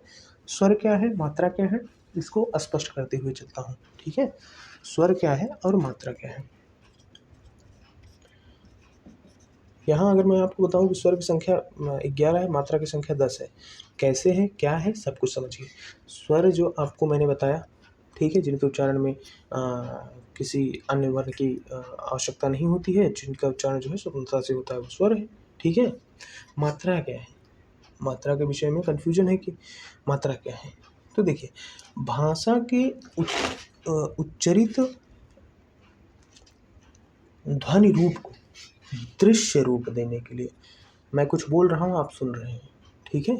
अगर उसी, जैसे मैं बोला का और उसी को लिख दिया, तो आप इसको देख भी पा रहे हैं और मैंने बोला का, आप उसको सुन भी पा रहे हैं, तो मैंने का को दृश्य रूप दे दिया। दृश्य रूप कैसे दिया? यह क्या है? यही तो है लिपि चिन्ह, यही तो है लिपि चिन्ह। दृश्य रूप तभी तो मिल पाया, इसी लिपि चिन्ह की वजह से। का ध्वनि क्या, लिपि चिन्ह क्या है? यही है। तो लिपि चिन्ह के माध्यम से जो है वह और लिपि जो है संबंधित भाषा के प्रतीक, वर्णों, अक्षरों को आकार देता है। लिपि क्या है? संबंधित जो भी भाषा हो, अंग्रेजी हो, हिंदी हो, उर्दू हो, फारसी हो, जो भी हो, ठीक है, सॉरी, जो भी हो, तो उसको जो है वो साकार रूप देता है। ठीक है, तो इससे हम जो है इसको दृश्य रूप में देख सकते हैं। जैसे हम इसको सुन सकते हैं वैसे हम इसको देख भी सकते हैं। जैसे हिंदी की लिपि क्या है? हिंदी की लिपि क्या है? देवनागरी। हिंदी की लिपि देवनागरी है, जो हिंदी वर्णमाला को साकार रूप देती है। ये जो 52 है ना, ये देवनागरी लिपि के वर्ण हैं, ये लिपि चिन्ह है। ये देवनागरी लिपि के लिपि चिन्ह है। देवनागरी जो लिपि है वो हिंदी वर्णमाला को साकार रूप दे रही है। जो हम लिखते हैं स्वर 11 व्यंजन इतने सब कुछ, तो वही 52 मिलकर बनते हैं। तो उसी का साकार रूप जो हम इसको जो है संकेत रूप में लिख देते हैं, तो वही लिपि चिन्ह हो जाता है। ठीक है, वही वर्ण होता है हमारा। और चूंकि देवनागरी में मात्रा पद्धति है, देवनागरी में मात्रा पद्धति है, ठीक है। अब मात्रा पद्धति क्या है? मात्रा कुछ और नहीं है, ये जो आपने देखा ना मात्रा, ये कुछ और नहीं है बल्कि जो स्वर वर्ण है उन्हीं का संकेत रूप है। जो स्वर वर्ण है ग्रहों, उन्हीं का संकेत रूप है। यहाँ पर प्रश्न उठता है कि भैया स्वर वर्ण तो 11 बताया आपने, और जो संकेत रूप यानी मात्रा जो बताया वो तो 10 बताया आपने, ऐसा क्यों हुआ? ऐसा इसलिए हुआ क्योंकि जो आ स्वर वर्ण है और आ स्वर, बड़ा आ स्वर वर्ण है, इनका जो संकेत रूप है वह जो है एक ही है। वह क्या है? ये संकेत रूप है। ठीक है, बाकी जितने भी स्वर वर्ण हैं, जैसे छोटा ई का ये हो गया, बड़ा ई का ये हो गया, ठीक है, ऊ का, बड़ा ऊ का ये, छोटा ऊ का ये हो गया, बड़ा ऊ का ये हो गया, ठीक है। री का आपको पता ही है, ऐसे करके नीचे लगा दिया जाता है। जैसे मान लीजिए क्री लिखना हुआ तो का के नीचे री का चिन्ह लगा दिया गया, ठीक है। और क्या बचता है? ए का ये हो गया, ए का ये हो गया, ठीक है, ओ का ये हो गया, औ का ये हो गया, प्रतीक चिन्ह, ठीक है। तो आप इसको गिन के बताइए हमको। 1 2 3 4, ये री का चिन्ह ये वाला, 5 6 7 8 9 और ये 10। कितने स्वर, कितने प्रतीक चिन्ह हुए? 10 हुए। कैसे हुए? ये आ और ये आ, ठीक है, इन दोनों का जो है वह प्रतीक चिन्ह जो है यही है, ये एक मात्रा है। जैसे लिखा गया कि राम, तो राम का जो आ है उसका प्रतीक चिन्ह तो यही हुआ ना। और ये जो आ है, राम में जो आ होता है, हर हर एक व्यंजन में स्वर वर्ण आ जो है लगा ही रहता है, इसको भी आप ध्यान दीजिएगा। और इस आ और इस आ का जो प्रतीक चिन्ह है वह यही एक ही होता है। इसीलिए इन दोनों की जगह पर एक लिपि चिन्ह होने की, एक मात्रा होने की वजह से, संकेत वर्ण होने की वजह से, एक संकेत रूप होने की वजह से, ये जो इतने स्वर वर्ण हैं ग्रहों, इनके जो सांकेतिक रूप है वह 10 ही हुए। क्यों? क्योंकि इन दोनों की जगह पर एक ही संकेत प्रयुक्त हुआ, इसलिए स्वर 11 हुए और मात्रा 10 हुई। क्वेश्चन पूछा गया है कि हिंदी वर्णमाला में मात्राओं की संख्या कितनी है, तो आपको बताना है कि हिंदी वर्णमाला में मात्राओं की संख्या जो है वह 10 है। और अगर पूछेगा स्वरों की संख्या, तो स्वरों की संख्या आपको बताना है कि स्वरों की संख्या 11 है। ठीक है, एक चीज़ और यहाँ बताते चलूँ आपको कि हिंदी वर्णमाला में तीन वर्ण ऐसे हैं, स्वर वर्ण ऐसे हैं, ये कहूँ कि तीन वर्ण ऐसे हैं जो कि स्त्रीलिंग है। ई, ई, री, ये जो स्त्रीलिंग है। बाकी बाकी सभी वर्ण जो हैं वह पुल्लिंग है। बाकी सभी जो है वह पुल्लिंग है। ठीक है, इसको भी आप जो है अपने दिमाग में बिठा के रखिएगा। ई, ई, री जो है वह स्त्रीलिंग है, लेकिन बाकी सभी जो वर्ण हैं वह पुल्लिंग है। एक चीज़ और बताऊं यहीं पर, अंग जो होता है, अंग जो वर्ण है वह जो है हिंदी शब्दकोश में आ से पहले आएगा। जैसे अगर आपको अंकुर और अमित देखना हुआ तो स्वर वर्ण तो हिंदी शब्दकोश में जो है अंकुर पहले आएगा, शब्द अमित बाद में आएगा। ठीक है, क्यों? क्योंकि अंग जो है जिसमें अनुस्वार लगेगा वो पहले आएगा और आ जो है वह बाद में आएगा। ठीक है, बहुत सारे प्रश्न पूछे गए हैं कि जैसे मुख विवर के आधार पर बहुत लोगों को कन्फ्यूजन हुआ है कि मुख विवर के आधार पर री को क्यों नहीं लिया गया। बताइए, आखिर सभी स्वर वर्णों का वर्गीकरण हुआ तो री का क्यों नहीं हुआ? आप किसी भी किताब में नहीं पाए इसको कि री का वर्गीकरण हुआ, क्योंकि वर्गीकरण हो ही नहीं सकता है सिर्फ मुख विवर के आधार पर। इसलिए इसका वर्गीकरण, जब स्वरों के उच्चारण में वायु केवल मुख से निकलती है तो निरनासिक स्वर कहते हैं। जैसे निरनासिक में यही 10 री नहीं आता है। ठीक है, और री मूर्धा है, मूर्धा और मूर्धन्य है। री मूर्धा और जीवा से के माध्यम से उच्चरित होता है। ठीक है, री का प्रयुक्त जो है सिर्फ मुख विवर खुलने के आधार पर इसका वर्गीकृत नहीं किया जा सकता है। इसीलिए इसको मेरा अनुभव ऐसा है, मेरा मानना ऐसा है कि इसीलिए इसको जो है वो मुख विवर के आधार पर इसका वर्गीकरण समृद्ध, विवृत, अर्धविवृत, समृद्ध के रूप में जो है नहीं किया गया इसका वर्गीकरण। ठीक है ना। आइए अब आगे देखते हैं व्यंजन वर्णों का। ये तो हो गया आपकी स्वर वर्णों का पोस्टमार्टम। आइए व्यंजन वर्णों को देखते हैं। ठीक है, क्लास थोड़ा लंबी हो सकती है, देखता हूँ जितना हो सकेगा, नहीं तो अगली क्लास में जो है जैसे प्राणवायु के आधार पर अल्प प्राण वगैरह, महाप्राण और अपना उच्चारण स्थान वगैरह एक दूसरी छोटी क्लास में जो है निपटा दूंगा और बहुत बेहतरीन ढंग से निपटाएंगे। आइए पहले व्यंजन वर्ण देख लेते हैं। ठीक है, व्यंजन वर्ण, पहले जानिए कि व्यंजन वर्ण क्या है। ऐसे वर्ण जिसके उच्चारण में स्वरों की सहायता लेनी पड़े या स्वरों की सहायता ली जाए। जैसे जितना भी आप व्यंजन वर्ण पढ़ेंगे, जैसे का हो गया तो इसमें आ छुपा हुआ है, जैसे खा हो गया इसमें भी आ छुपा हुआ है, सभी व्यंजन वर्णों में आ छुपा हुआ है। स्वर की सहायता पड़ी इस व्यंजन वर्णों को कंप्लीट करने में, बोलने में, ठीक है, लिखने में। ठीक है, तो इसलिए यह जो है परतंत्र वर्ण कहे गए व्यंजन वर्ण जो है। ठीक है, यह क्योंकि इसमें स्वरों की सहायता लेनी पड़ती, ऐसे स्वर, ऐसे वर्ण जिनका उच्चारण स्वरों की सहायता से हो वह क्या है, व्यंजन वर्ण है। ठीक है, कैसे? सारे वर्ण जो हैं उसमें जो है आ जो है निहित है, सभी व्यंजन में आ ध्वनि जो है वो अंतर्निहित है। ठीक है, अब अगर पूछेगा कि व्यंजन वर्ण जो है, व्यंजन वर्ण जो है उनकी संख्या कितनी है, आपने तो पढ़ लिया कि 11 स्वर है, टोटल 52 वर्ण है, आप तुरंत घटा के बता देंगे। ठीक है, कि 41, लेकिन नहीं, व्यंजन वर्णों की संख्या जो है 33 है, मूलतः 33 ही है। कैसे? 33 इस प्रकार है क्योंकि व्यंजन का प्रकार ही मूलतः 3 है। कौन कौन सा व्यंजन का मूलतः 3 प्रकार है? एक तो है वर्गीय व्यंजन या स्पर्शी व्यंजन। ठीक है, एक तो है वर्गीय व्यंजन या स्पर्शी व्यंजन, दूसरा है अंतस्थ व्यंजन और तीसरा है ऊष्म व्यंजन। ऊष्म व्यंजन, तीसरा है ऊष्म व्यंजन। ठीक है, आइए इसको बहुत डिटेल में समझें और इसका पोस्टमार्टम करें। व्यंजन वर्ण क्या है? जिन वर्णों का उच्चारण जो है स्वरों की सहायता से हो। ठीक है, और सभी व्यंजन वर्णों में जो है आ ध्वनि अंतर्निहित है।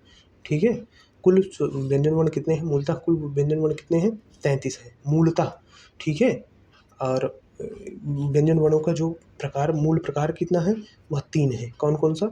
वर्गीय या स्पर्शी व्यंजन, अंतस्थ व्यंजन, ऊष्म व्यंजन। क्यों ऊष्म कहा जाता है, क्यों अंतस्थ कहा जाता है, क्यों वर्गीय और स्पर्शी व्यंजन कहा जाता है इसको? आइए इसको समझते हैं, बहुत अच्छे से समझते हैं कि वर्गीय व्यंजन क्यों कहा जाता है या फिर स्पर्शी व्यंजन क्यों कहा जाता है।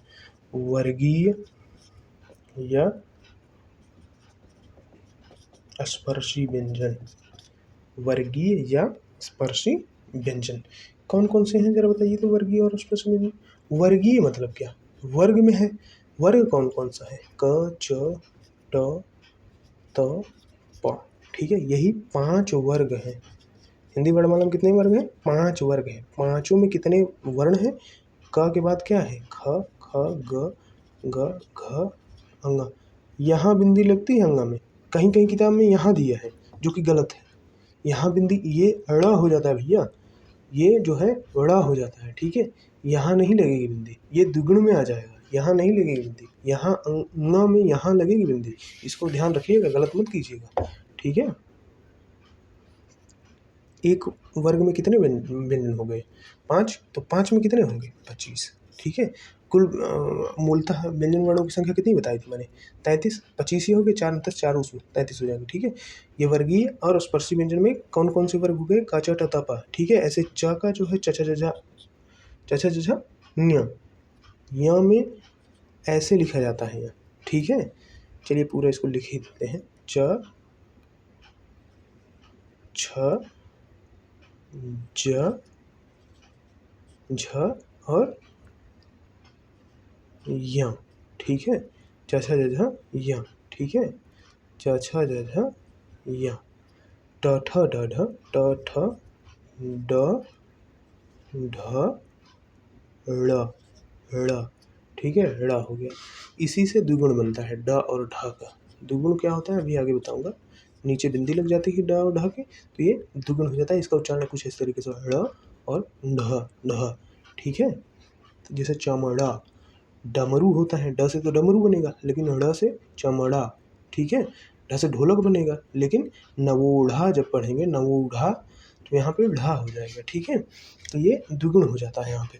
त थ द ध न, प फ ब भ म।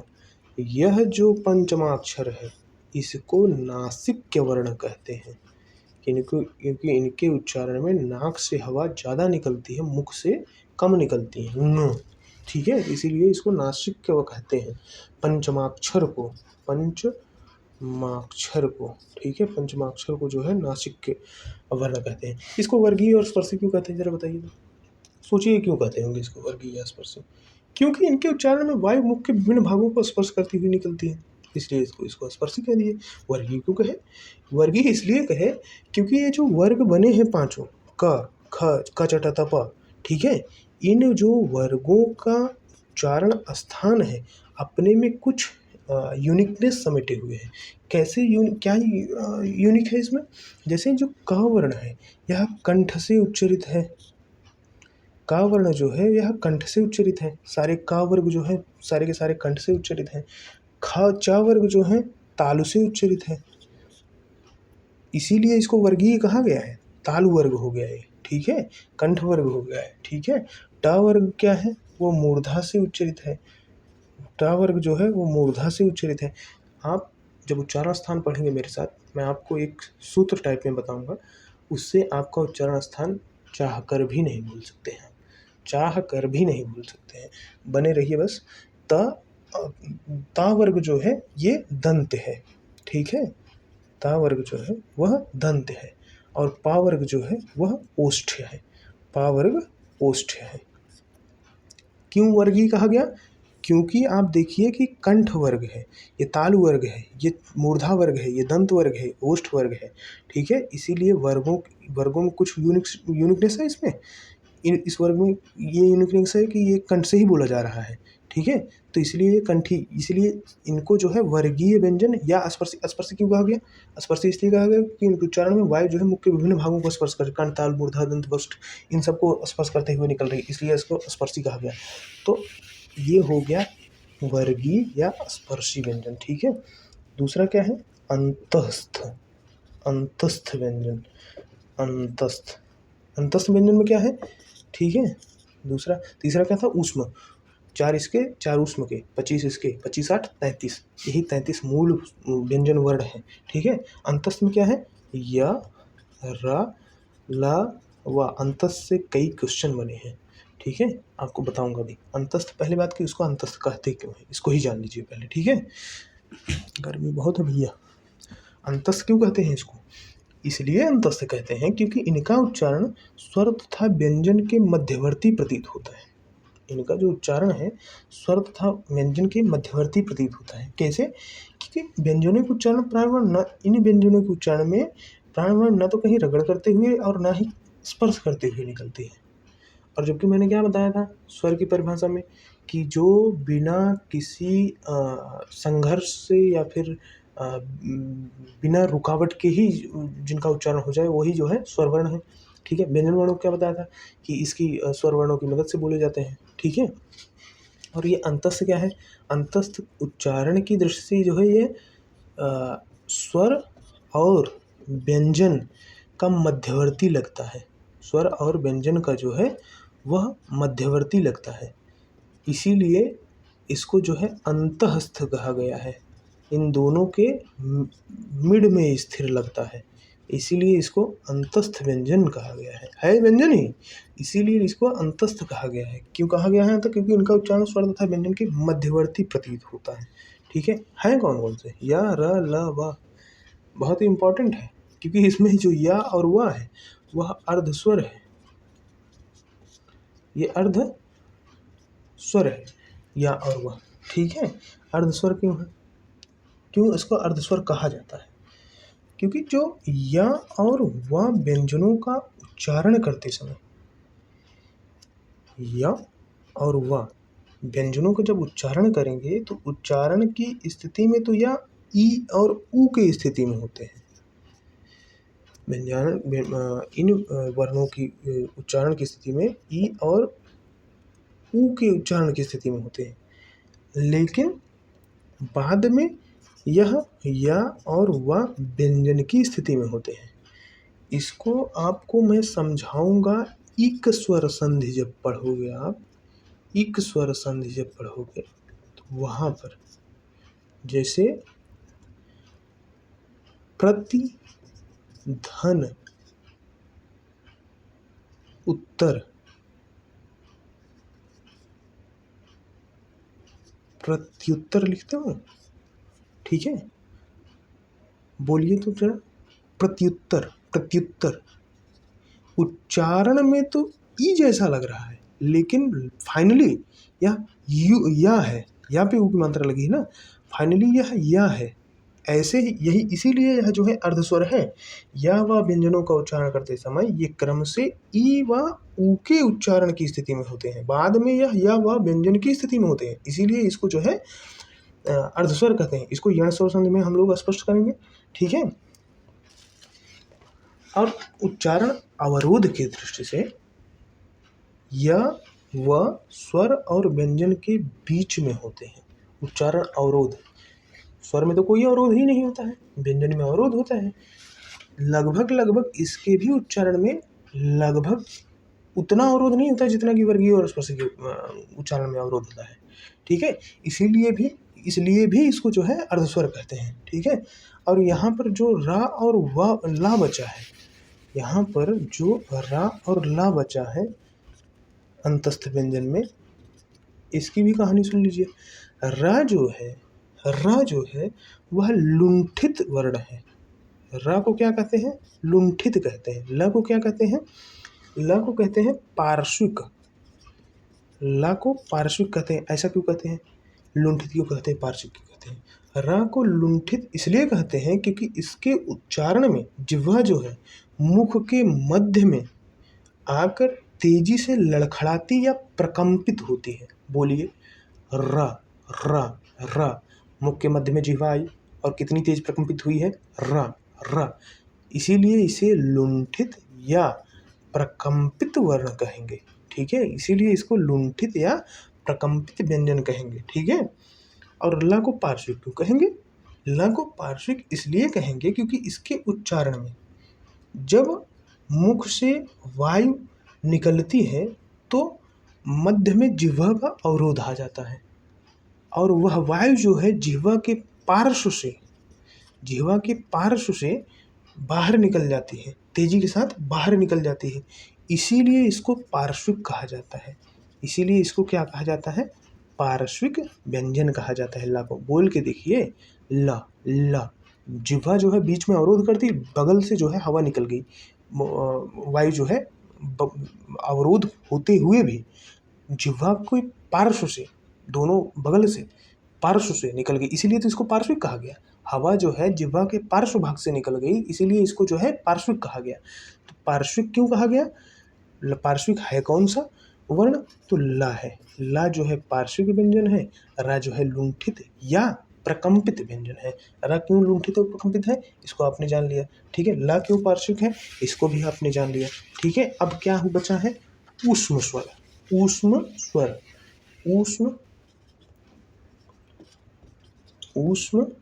माफ कीजिएगा, ऊष्म वर्ण, ऊष्म व्यंजन वर्णों में आता है, स्वर में नहीं। ठीक है, ऊष्म वर्ण, ऊष्म में स और हा। ऊष्म में स और हा। ठीक है, तीनों स और हा यह जो है ऊष्म में आएंगे।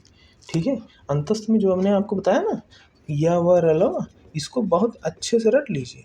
या व र ल, इसको बहुत अच्छे से रट लीजिए, क्योंकि कई बार ये क्वेश्चन में पूछा है। जैसे अधीनस्थ के यूपी से अधीनस्थ में पूछा है, पीजीटी में पूछा है, बीडीओ में पूछा है, बीडीओ 2018 में पूछा है, युवा कल्याण अधिकारी में पूछा है, कांस्टेबल में तो कई बार पूछा है कि कौन कौन से वर्ण जो है अंतस्थ है, अंतस्थ क्यों होते हैं, ये भी मैंने आपको बता दिया है। तो यह रटने की जरूरत नहीं है, ये तो आप समझ गए हैं कि अंतस्थ या व र ल है। ठीक है, और या वो अर्धस्वर है, र ल जो है, र जो है लुंठित है या प्रकंपित है, ल जो है वो पार्श्विक है, यह भी आप समझ गए हैं। ठीक है, अगर पूछता है कि लुंठित व्यंजन वर्ण कौन सा है तो आप बता देंगे, पार्श्विक व्यंजन वर्ण कौन सा है तो ये भी आप बता देंगे। तो ऊष्म वर्ण में क्या होगा? यह भी व्यंजन वर्ण है। इनकी संख्या कितनी है? 4 है। अंतस्थ की संख्या कितनी है? 4 है। वर्गीय की संख्या कितनी है? 25 है। 25 4 29 4 33। मूल व्यंजन वर्णों की संख्या कितनी है? 33 है। समझ में आया कैसे मूल व्यंजन वर्णों की संख्या 33 हुई? ठीक है, आइए देखें। ऊष्म वर्ण जो है वह जो है अ, स और ह है। ऊष्म क्यों है? वे व्यंजन जिनका उच्चारण मुखांगों के घर्षण से होता है, ठीक है, वह ऊष्म व्यंजन होंगे। घर्षण से ऊष्म होगा तो ऊष्म व्यंजन कहा जाता है इसको। या जिन व्यंजनों के उच्चारण में मुख विवर से निकलने वाली वायु संघर्ष या घर्षण करते हुए निकलती है, उसे ऊष्म या फिर संघर्षी व्यंजन कहते हैं। पूछेगा संघर्षी व्यंजन कौन सा है तो आप बताएंगे यही स और हा। ठीक है, क्यों? क्योंकि इनके उच्चारण में जो है वायु जो है संघर्ष या घर्षण करते हुए निकलती है। ठीक है, कितनी संख्या हो गई उसमें या संघर्षी व्यंजन की? 4। ठीक है, चारों कौन कौन से हैं? स और स ह। ठीक है, जैसे यूपीएससी की आबकारी कांस्टेबल में पूछा था 2016 में कि ऊष्म वर्ण कौन सा है। पूछ लेगा कि निम्न में से ऊष्म व्यंजन कौन सा है। यूपी टेट 2018 का क्वेश्चन है, ऑप्शन दिया था कि य क ख स। पूछा था कि बताओ ऊष्म व्यंजन कौन सा है, क्या बताएंगे आप? ऊष्म में कितनी संख्या है? 4। कौन सा दिख रहा है? ये क्वेश्चन ऐसे पूछ सकते हैं। यूपी टेट के फर्स्ट पेपर में और सेकंड पेपर दोनों में पूछा गया क्वेश्चन है कि निम्न में से ऊष्म व्यंजन कौन सा है। ठीक है, आप ये क्वेश्चन क्यों जाने देंगे ऊष्म वर्ण, जब मैंने इसको बता दिया कि ये ऊष्म क्यों है। ऊष्म क्यों है? क्योंकि इसके जो उच्चारण में वायु संघर्ष या घर्षण करते हुए निकलती है, इसीलिए इसको संघर्षी या ऊष्म कहते हैं। कितनी संख्या है? 4 है। स ह। पूछने दीजिए क्वेश्चन, कैसे भी करके पूछ ले, आप इसको बताएंगे कि ऊष्म वर्ण कौन कौन सा है। तो मूल व्यंजन वर्ण कितने हो गए? स्पर्शी या वर्गीय व्यंजन 25, 5 वर्ग का। ठीक है, 25 अंतस्थ यरलव 4 ऊष्म सह 4 25 8 33। ठीक है, मूलतः व्यंजन वर्णों की संख्या कितनी हो गई? 33। यही आप बताएंगे। ठीक है, इसके अतिरिक्त भी तो व्यंजन वर्ण बचे हैं। कौन कौन से बचे हैं, आइए उनको भी देखते हैं। संयुक्त व्यंजन है, आपने क्या पढ़ा था? 11 स्वर, 25 स्पर्शी, 4 अंतस्थ, 4 ऊष्म, 4 संयुक्त, 2 द्विगुण, 2 अयोग। वाह, अब तक आपने कितना पढ़ा है? 11 ये हो गया, स्वर हो गया, 25 स्पर्शी हो गया, 4 अंतस्थ हो गया, 4 ऊष्म हो गया। बात आई है संयुक्त की। आइए देखते हैं। ठीक है, इसको लिखे रहिए, इतना आपने जो है पढ़ लिया है। ठीक है, कौन सा पढ़ने जा रहे हैं हम? संयुक्त व्यंजन। बताइए संयुक्त व्यंजन कौन कौन सा है? पढ़े तो होंगे जरूर। संयुक्त व्यंजन में 4 व्यंजन वर्ण आते हैं। कौन कौन से आएंगे 4 व्यंजन वर्ण? छ, त्र, ज्ञ, स्र। संयुक्त क्यों है? संयुक्त इसलिए है क्योंकि यह 2 व्यंजन एक साथ मिलकर बने हैं, इसीलिए। और यह प्रश्न पूछ लिया है कि संयुक्त व्यंजन किसे कहते हैं। युवा कल्याण विकास अधिकारी के क्वेश्चन है, जब 2 व्यंजन एक साथ मिलते हैं तो क्या कहलाते हैं? संयुक्त व्यंजन कहलाते हैं। युवा कल्याण विकास अधिकारी के हैं। छ किन 2 व्यंजनों से मिलकर बना है? क से और स से। ठीक है, बहुत कॉमन गलती करते हो आप लोग कि इसका जो प्रथम वर्ण है उसको पूर्ण वर्ण लिखते हो, आधा नहीं लिखते हो, हलंत नीचे नहीं लगाते हो, हलंत इस पे लगा देते हो। ये चीज़ें गलत है। और यह जो है इसी की वजह से ऑप्शन में आपको दे देगा छ किससे बना है, एक ऑप्शन दे देगा क धन स, एक ऑप्शन दे देगा क धन स, एक ऑप्शन दे देगा क धन स पे हलंत कर देगा, एक ऑप्शन दे देगा क और स दोनों पे हलंत कर देगा। क्या लगाओगे आप? गलत हो जाओगे अगर इसको ध्यान नहीं दिए तो। ठीक है, आपका नंबर जो है कट जाएगा और बहुत सस्ता चला जाएगा नंबर, बहुत पछतावा होगा। इसलिए इसको यही ध्यान दे लीजिए कि जो प्रथम वर्ण होगा यहाँ पर उसमें हलंत लगेगा, द्वितीय वर्ण में हलंत नहीं लगेगा, द्वितीय वर्ण पूर्ण वर्ण होगा। ठीक है, तो छ किससे बनेगा? क और स से। ठीक है, त्र किससे बनेगा? त और र से, आधा ता और र से। ज्ञ किससे बनेगा? आधा ज और य से। ये हलंत होता है, बताऊंगा अभी हलंत क्या है। स्र किससे बनेगा? स और र से। ठीक है, स और र से, यही संयुक्त 4 व्यंजन हो जाएंगे। ठीक है, इसको याद रखना। संयुक्त व्यंजन कौन कौन से हैं, किससे, बहुत बार प्रश्न पूछा है कि किससे मिलकर बना है। छ किससे मिलकर बना है? अक्ष, अक्ष, अक्ष। आप बोलिए अक्ष, अक्ष। तो का उसमें उच्चारित होता हुआ प्रतीत हो रहा है ना, का, और ये खटकोण वाला सा, तो ये अक्ष, तो इससे छ बनेगा। ता तो त्र जो है वो स्पष्ट ही हो रहा है त और र से।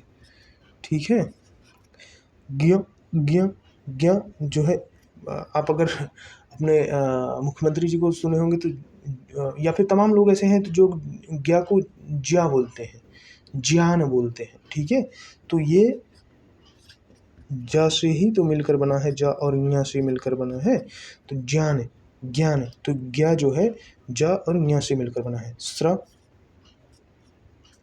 स्र किससे मिलकर बना है? स्पष्ट है, स और र से। ठीक है, हलंत देखते रहिएगा, गलत नहीं होना चाहिए किसी कीमत पर यह क्वेश्चन। अगर गलत हुआ तो इसके जिम्मेदार पूर्णतया आप हैं, मैं नहीं। इसको इसीलिए कह रहा हूँ कि यहाँ मिस्टेक कर सकते हैं। इसको आप देखते रहिए कि हलंत जो है प्रथम वर्ण में लगा है।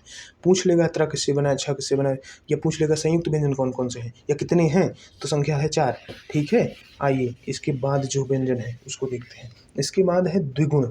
संयुक्त के बाद क्या है? द्विगुण। द्विगुण या उच्छिक। द्विगुण इसलिए भी बोलते हैं क्योंकि यह हिंदी और अरबी दोनों भाषाओं में प्रयुक्त होता है व्यंजन। इसलिए द्विगुण है।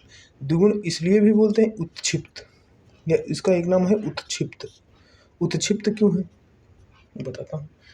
जिन वर्णों के उच्चारण में जिह्वा पहले ऊपर उठकर मूर्धा को स्पर्श करे, फिर तेजी से आकर नीचे क्षिप्त हो जाए, छिप जाए, ऐसा समझिए, नीचे जो है छिप जाए, उसे उत्क्षिप्त कहते हैं। हालांकि नीचे जो है जिह्वा बहुत तेजी के साथ आती है ऊपर मूर्धा को टच करके, इसीलिए इसको उत्क्षिप्त कहते हैं। ठीक है, ऊपर फिर नीचे तेजी के साथ, इसीलिए उसको उत्क्षिप्त कहते हैं।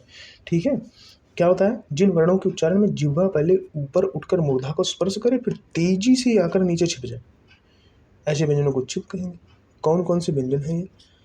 आप जब टवर्ग पढ़ेंगे तो उसमें ड और ढ में नीचे बिंदी लगा देंगे तो ये बन जाएगा ड़ और ढ। ठीक है, जैसे एक तो हो गया डमरू,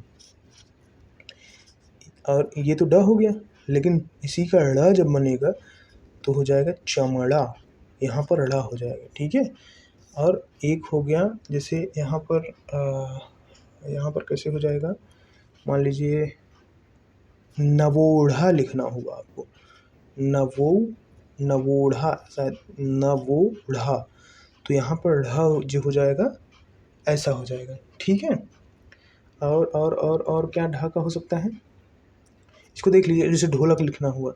ठीक है, नवोढ़ा में ढ़ हो जाएगा, ढ नहीं होगा, उत्क्षिप्त हो जाएगा। यहाँ पर बिंदी लग जाएगी, उत्क्षिप्त वर्ण का प्रयोग होगा।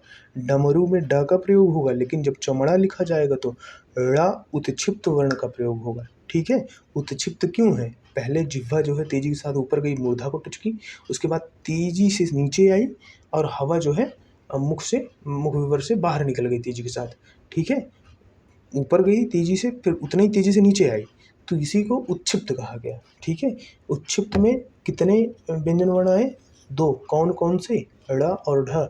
कई बार क्वेश्चन पूछा है कि उत्क्षिप्त व्यंजन वर्ण कौन कौन से हैं, 2 का समूह दे देगा, तो आपको बताना है कि ड़ और ढ। अगर ऐसे और ऐसे करके दे दिए तो भी आप गलत हो जाएंगे। ध्यान देना है, दोनों जगह नीचे बिंदी होगी तभी यह उत्क्षिप्त व्यंजन कहा जाएगा, ड़ और ढ। ठीक है, तो यह जो हो गया उत्क्षिप्त व्यंजन हो गया, या फिर द्विगुण व्यंजन हो गया। अब बचा क्या है, अयोग वाह, अयोग वाह। ठीक है, अयोग वाह क्या होता है, आइए इसको भी समझ लेते हैं। बहुत अच्छा है, आपने पढ़ा कि वर्णमाला में जो है वर्णों का प्रकार है, स्वर है, व्यंजन है और अयोग वाह है। मैंने बताया था कि अयोग वाह जो है ना तो स्वर है ना ही व्यंजन है, तो यह क्या है, अयोग वाह जो है ना तो स्वर है ना ही व्यंजन है, इसीलिए इसकी कैटेगरी अलग रखी गई है। अयोग वाह क्या होगा तब, अयोग वाह किसे कहेंगे, अयोग वाह जिसका वहन कोई ना करे, ना तो स्वर और ना ही व्यंजन। जैसे हर एक व्यंजन वर्ण में आ अंतर्निहित है, लेकिन अयोग वाह किसी में अंतर्निहित नहीं है। ठीक है, अयोग वाह किसी में अंतर्निहित नहीं है, जरूरत के हिसाब से यह स्वर के साथ लग जाता है और ज़रूरत के हिसाब से यह जो है व्यंजन के साथ लग जाता है। ठीक है, इनकी गिनती स्वर और व्यंजन दोनों में नहीं होती है, इसीलिए इसको जो है अयोगवाह कहते हैं। ठीक है, इनकी आवश्यकता जब स्वर को होगी तो स्वर के साथ लग जाते हैं, जब व्यंजन को होगी तब व्यंजन के साथ लग जाएंगे। ठीक है, जैसे यूपी ट्रिपल सी राज्य कृषि उत्पादन मंडी का एक 2018 का क्वेश्चन था कि जिन ध्वनियों की गणना न स्वर व्यंजन में की जाती हो और जिन ध्वनियों की गणना न स्वर में की जाती हो न व्यंजन वर्ण में की जाती हो, उसे क्या कहेंगे, तो उसे ही अयोगवाह कहेंगे। प्रश्न पूछा गया है अयोगवाह किसे कहेंगे, अयोगवाह है क्या। अयोगवाह में 2 वर्ण आते हैं, कौन कौन से, अंग और अह, अंग और अह। ठीक है, अंग और अह, इसको जो है अनुस्वार कहते हैं। दिख रहा है कि नहीं दिख रहा है, इसको जो है अनुस्वार कहते हैं, इसको जो है विसर्ग कहते हैं, इसको जो है वो विसर्ग कहते हैं। इसको अनुस्वार कहेंगे अंग को, और इसको जो है विसर्ग कहेंगे। ठीक है, ये ह की तरह प्रयुक्त होता है, यह जो है विसर्ग जो है ह की तरह प्रयुक्त। अभी इसको बताएंगे अनुस्वार, विसर्ग, प्लुत और युग्मक ध्वनि और संयुक्त व्यंजन, इन सभी को अभी डिटेल में बता देंगे, ठीक है, एक साथ बता देंगे इसको। और अयोगवाह में आपको सिर्फ देखना है कि अयोगवाह जो है ना तो स्वर में काउंट होता है ना तो व्यंजन में काउंट होता है, ठीक है। यह स्वर जैसे लिखना हो, जैसे मान लीजिए अभी आपको उदाहरण दे दूं, जैसे व्यंजन है प, ठीक है, प में अयोगवाह लगाना है, बिंदी लग गई, पंकज हो गया, ठीक है। और ये जो है अह जो है, जैसे राम, राम में अगर मैं विसर्ग लगा दूं तो रामः, रामः हो जाएगा, ठीक है, रामः हो जाएगा। तो ये व्यंजन के साथ जो है इसका वहन कर रहा है, ठीक है। जैसे ये पंकज में पा के साथ वहन कर रहा है इस अयोगवाह का। जैसे आ है, यह तो स्वर वर्ण है, ठीक है, इसमें अगर इस अयोगवाह का मतलब इसको अगर साथ ले यह स्वर वर्ण, तो अंकित जैसे है, ठीक है, अंकित। तो अंकित में इस स्वर वर्ण में यह अयोगवाह इसका वहन, स्वर वर्ण जो है इस अयोगवाह का वहन कर रहा है। तो यह जरूरत के हिसाब से स्वर में लगता है, जरूरत के हिसाब से व्यंजन में लगता है, ठीक है। यह ना तो स्वर है ना तो व्यंजन है, ठीक है, इसीलिए इसको जो है अलग से रखा गया है।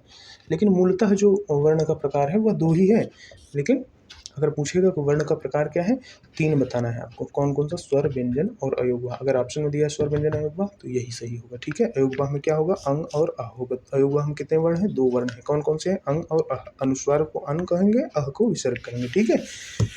ये हो गया आपकी वर्णमाला के जितने 52 वर्ण थे, 11 स्वर, 25 स्पर्शी, 4 अंतस्थ, 4 ऊष्म, 4 संयुक्त, 2 द्विगुण, 2 अयोगवाह, सबको कंप्लीट डिटेल में बताया हूँ।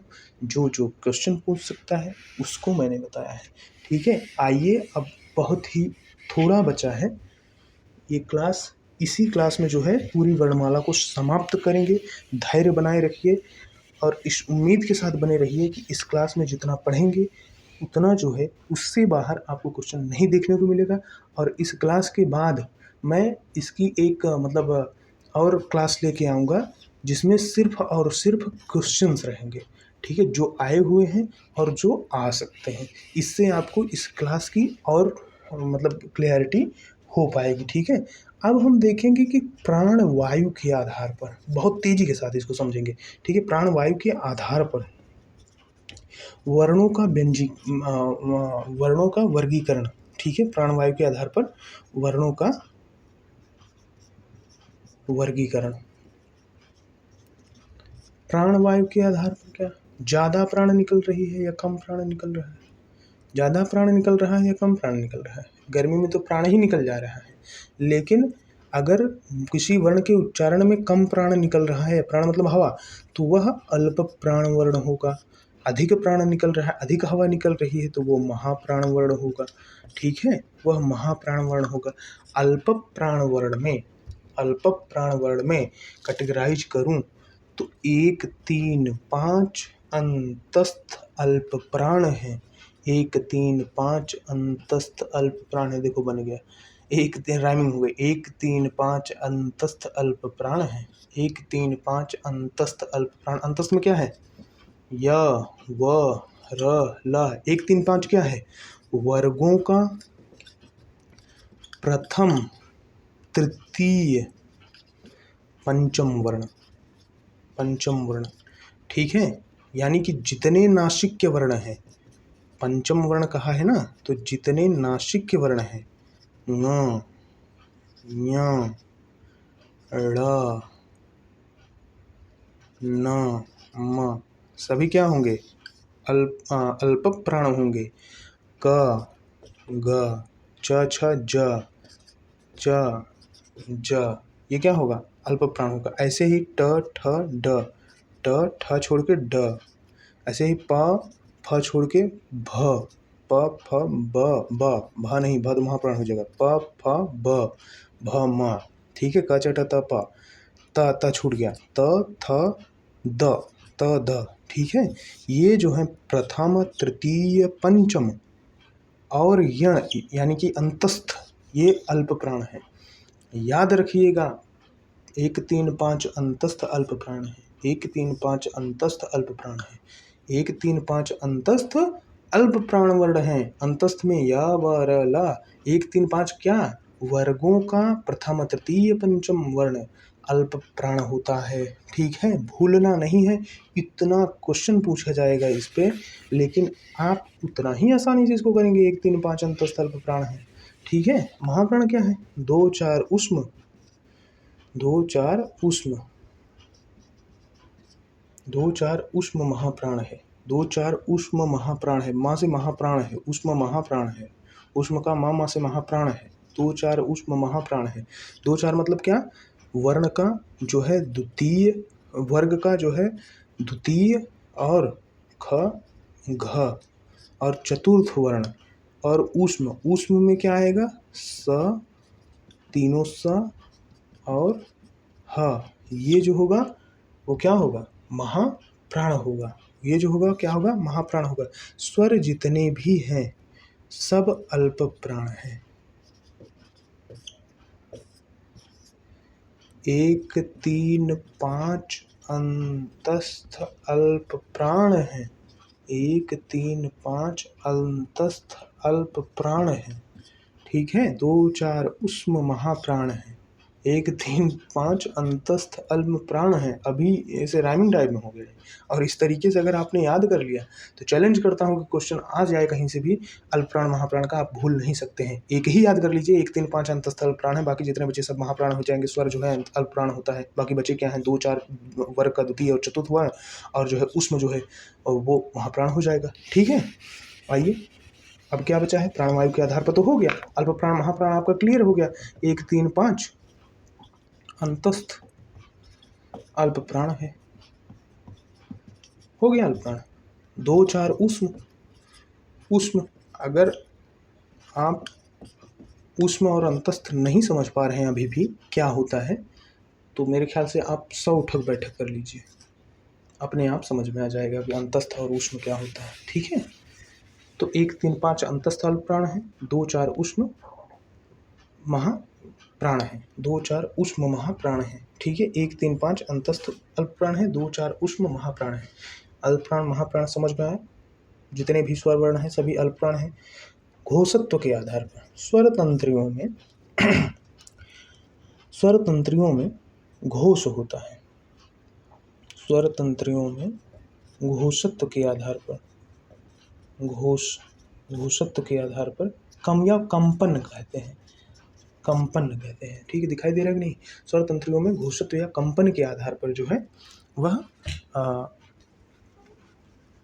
वर्णों का जो है वर्गीकरण देखते हैं। ठीक है, जिन वर्णों के उच्चारण में स्वनतंत्रियां झंकृत हो वह घोष होगा, या इसे ही सघोष कहते हैं। बड़ा कन्फ्यूजन हो जाता है अगर पूछ लिया घोष या फिर अलग पूछ लिया सघोष, कन्फ्यूज मत होइएगा, घोष ही सघोष है। ठीक है, झंकृत हो स्वरतंत्रियां तो घोष या फिर उसे ही सघोष कहेंगे। अगर झंकृत स्वरतंत्र, अगर उच्चारण में स्वरतंत्रियां झंकृत न हो, ठीक है, तो वह अघोष होगा, वह अघोष वर्ण होगा। ऐसे वर्ण कौन कौन से हैं? प्रथम द्वितीय, प्रथम द्वितीय जो वर्ण है वह प्रथम द्वितीय और सल, स और स, तीनों सा, ये जो है अघोष होता है। प्रथम द्वितीय और ये ऊष्म का तीनों सा अघोष होता है। हा अघोष नहीं होता है, यही ध्यान दीजिएगा। पूछ लेगा हा अघोष है कि सघोष है, आप अघोष मार दिए, आप गलत हो जाएंगे। ठीक है, क्योंकि प्रथम द्वितीय वर्ग का प्रथम द्वितीय वर्ण, प्रथम द्वितीय यानी क्या? का ख, का ख, च छ, ट ठ, त थ, प फ और स स, ये जो होगा अघोष होगा। सा ये जो होगा वो अघोष होगा, ठीक है। हा अघोष नहीं होगा, यह घोष होगा या फिर से सघोष होगा। यहाँ यह चीज़ ध्यान देना है, हा अघोष नहीं होगा, यह घोष होगा या फिर इसे कहेंगे कि सघोष होगा। इसको समझ लीजिए। स्वरतंत्र जिसके जिन वर्णों के उच्चारण में स्वरतंत्रियों में झंकृत होती है स्वरतंत्रियाँ, वह जो है घोष होता है या सघोष कहते हैं। स्वरतंत्रियाँ झंकृत नहीं होती तो वह अघोष वर्ण होता है, ठीक है। यह प्रथम द्वितीय वर्ग का प्रथम द्वितीय वर्ण और स ये तीनों वर्ण जो है वो अघोष हैं, ठीक है। अब सघोष देख लीजिए। सघोष में क्या होगा, जिन वर्णों के उच्चारण में स्वरतंत्रियाँ झंकृत हों वह सघोष है। तो सघोष में क्या होगा, पहला दूसरा हो ही गया था अघोष, तो बचा कौन सा, तीसरा चौथा पांचवा और य अंतस्थ य र ल व और क्या हा, क्या हो जाएगा सघोष। वर्ग का तीसरा चौथा पांचवा वर्ण यानी ख ग घ ङ और अंतस्थ और ह, ये क्या है, ये तो पहचान ले रहे होंगे क्या है, अंतस्थ। सघोष में क्या होगा, तृतीय चतुर्थ और पंचम वर्ण, वर्ग का तृतीय चतुर्थ और पंचम वर्ण और अंतस्थ और ह। इसको थोड़ा सा फोकस करके देख लीजिए, यह जो है सघोष होता है, अघोष नहीं होता है, उसमें अघोष नहीं होता है ह, ठीक है। ह जो है वो सघोष होता है। याद हो गया। स्वरतंत्रियों के घोषत्व या कंपन के आधार पर जिन वर्णों के उच्चारण में स्वरतंत्रियों में कंपन या झंकृत होती हैं स्वरतंत्रियाँ, उसे सुघोष या सघोष कहते हैं। जिन वर्णों के उच्चारण में स्वरतंत्रियाँ कंपित नहीं होती, झंकृत नहीं होती, उसे अघोष वर्ण कहते हैं। वर्ग का प्रथम द्वितीय वर्ण और उष्म का स तीनों स ये अघोष होता है। सघोष में होता है वर्ग का तृतीय चतुर्थ और पंचम वर्ण और अंतस्थ और ह, ये जो है वह सघोष होता है, ठीक है। क्वेश्चन बहुत सारे पूछे गए हैं अल्प प्राण महाप्राण में। जैसे निम्न में अल्प प्राण व्यंजन कौन सा है, वीडियो 2018, TGT 2011 और ये अपना PGT 2013, बहुत सारे ऐसे वर्ण दे दिए जिसमें पूछ लिया अल्प प्राण वर्ण कौन सा है, बताइए। या किन वर्णों के उच्चारण में कम वायु तथा कम समय लगता है, ये MP प्रोफेशनल का कोई एग्जाम होता है उसमें पूछा गया था। जिन वर्णों के उच्चारण में कम वायु और कम समय लगता है। वायु की बात कर दिया तो अल्प वायु की बात कर दिया तो यानी कि अल्प प्राण हो गया। इसमें तो दिमाग ही नहीं लगाना था, अल्प प्राण हो गया, ठीक है। और अल्प प्राण और महाप्राण ये हो गया, और घोष और अघोष हो गया, ठीक है। घोष अघोष से भी बहुत सारे क्वेश्चन पूछते हैं। अघोष वर्ण कौन सा है, निम्न से कौन सा वर्ण अघोष है, ठीक है। यूपी कांस्टेबल, UPSSC की बहुत सारी परीक्षा जिसमें ये अल्प प्राण, महाप्राण, अघोष और सघोष, इनसे क्वेश्चन पूछा जाता है। और स्वर के बारे में बता दूं तो सारे के सारे वर्ण जो हैं वो अल्प प्राण हैं। स्वर में सारे के सारे वर्ण जो हैं वह क्या है, अल्प प्राण है। समझ में आ रहा है, सारे के सारे वर्ण जो हैं वह अल्प प्राण है। और अघोष है कि सघोष है, बताइए। अघोष है कि सघोष है, सघोष है। सारे के सारे स्वर जो हैं वह क्या है, सघोष हैं, सघोष हैं, ठीक है। इस चीज को ध्यान रखिएगा, ठीक है। आइए आगे देखते हैं अब उच्चारण स्थान। इस एक क्लास में ही पूरी वर्णमाला खत्म करेंगे।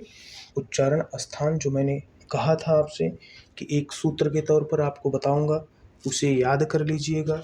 उसे अभी जो मैं लिख दूं, अगर कहो तो आप यहीं पर लिख दे रहा हूं चार्ट के रूप में, इसका स्क्रीनशॉट ले लीजिएगा, इसको याद कर लीजिएगा।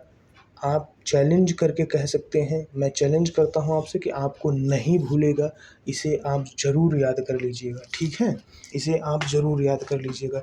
मैं लिख के भी रखा हूं अपने, मतलब बनाया हूं जो नोट्स टाइप में बनाया था, उसमें लिख करके भी रखा था। अगर ये आपको दिख रहा हो तो आप इसका स्क्रीनशॉट लीजिए, नहीं तो वैसे मैं इसको जो है बता दे रहा हूँ। कहाँ गई पेन? नहीं तो इसको मैं जो है ऐसे बता दे रहा हूँ। थोड़ा सा कैमरा जो है डाउन करेंगे, ये स्पष्ट दिख रहा होगा आप लोगों को भी, ठीक है। यह स्पष्ट दिख रहा होगा उच्चारण स्थान। आप इसका स्क्रीनशॉट ले लीजिए और इसको जो है याद कर लीजिए। यहाँ मैंने लिखा है, ध्यान से देखिएगा। अगर आपको नहीं दिख रहा है, कैमरा थोड़ा सा और डाउन कर दे रहा हूँ। अगर यह आपको अब दिखना चाहिए, आपको इसको बहुत ध्यान से देखिएगा, वीडियो लंबी ना हो, इसी वजह से मैं ऐसा कर रहा हूँ। और निश्चिंत रहिए, आप इसे याद कर लेंगे। इससे वर्णमाला का सबसे इम्पॉर्टेंट पोर्शन यही है। इससे ही लगभग अगर वर्णमाला से क्वेश्चन पूछे गए हैं तो सभी परीक्षाओं में 80% क्वेश्चन जो हैं इसी पोर्शन से पूछे गए हैं। इसको बहुत ही आराम से, बहुत ही डिटेल्ड में आपको समझा दे रहा हूँ। देखिए, अकुह विसर्जनीयानां कंठा, इचु यशानां तालु, ऋतु रखाणां मूर्धा, ऋतु लसानां दंता, उपपदमनीयानां ओष्ठौ, एदैतो कंठतालु, ओदौतो कंठोष्ठम, वकारस्य दंतोष्ठम। इसी को याद कर लीजिएगा। 3 3 6 2 8, ये 8 सूत्र जो हैं इसी को याद कर लीजिएगा, ठीक है। यह याद कर लिए अगर आप, 8 ही तो याद करना है यार। 8 याद करने में कितना टाइम जाएगा? मैं कह रहा हूँ अगर 8 बार रिवाइज कर लिए तो याद हो जाएगा। और 8 बार अभी रिवाइज कर देता हूँ। अकु विसर्जनीयानां कंठा, इचु यशानां तालु, ऋतु रखाणां मूर्धा, ऋतु लसानां दंता, उपपदमनीयानां ओष्ठौ, एदैतो कंठतालु, ओदौतो कंठोष्ठम, वकारस्य दंतोष्ठम। लीजिए पढ़िए, आप भी पढ़िए इसको 8 बार कम से कम पढ़िए। इसी वीडियो में इसको आप 8 बार पढ़ेंगे और आप यहाँ से याद करके ही हटेंगे। इसको चाहे इसको वीडियो पॉज करके देखिएगा या फिर इसका स्क्रीनशॉट ले लीजिएगा, लेकिन इसको बिना पढ़े आप नहीं जाएंगे। मैं बोल रहा हूँ, आप अपनी कॉपी में लिखिए।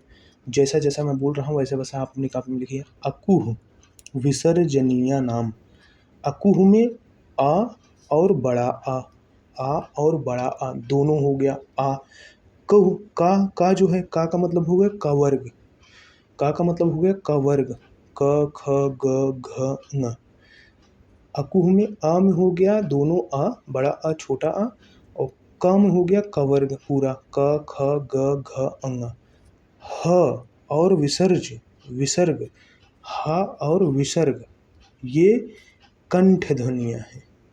मैं बोल रहा हूँ, आप अपने हैंड राइटिंग में इसको लिखते चलिए। अकुह विसर्जनीयानां कंठा, अकुह में आ जो है वो आ और बड़ा आ दोनों हो गया। क में जो है क ख ग घ ङ, और ह और विसर्ग, इनका उच्चारण स्थान क्या है? कंठ है। द्वितीय क्या है? ईचु यशानां तालु, ई च वर्ग य स, इनका जो उच्चारण स्थान है तालु है। ई दोनों ई हो गया, छोटा ई बड़ा ई, ठीक है। अकुह में छोटा बड़ा दोनों है। इचु यशानां ई, छोटा ई बड़ी ई दोनों है, ठीक है। तो ई और च में च वर्ग हो गया, च छ ज झ ञ, य स, यशानां तालु, य और स, इनका जो उच्चारण स्थान है वह तालव्य है, ठीक है। वह क्या है? तालव्य है। तो तालव्य में कौन कौन से वर्ण आ गए? ई च वर्ग हो गया और य और स हो गया। ऋतु रखाणां मूर्धा, री ट वर्ग हो गया, ठीक है। ट ठ ड ढ ड़, रसाणां, र और स, षटकोण वाला स, ठीक है, ये मूर्धा हो गया। ऋतु लसानां दंता, रि त वर्ग हो गया, ऋतु तवर्ग हो गया, लसानाम ल और ये सा, ठीक है, ये दंत से उच्चरित होंगे।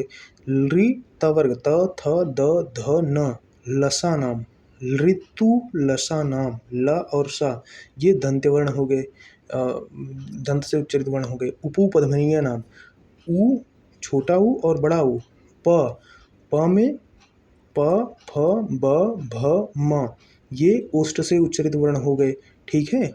ओष्ठव, उपपदमनीयानां ओष्ठव, उ और पवर्ग, उ में छोटा उ और बड़ा उ दोनों, पवर्ग में प फ ब भ म, ये ओष्ठ से उच्चरित वर्ण हो गए। ए दैतो, ए ऐ, एत ऐत, एत ऐत एदैतो, एत ऐत मतलब ए और ऐ जो है वो कंठताल, एदैतो कंठताल, कंठतालव्य वर्ण कौन सा है?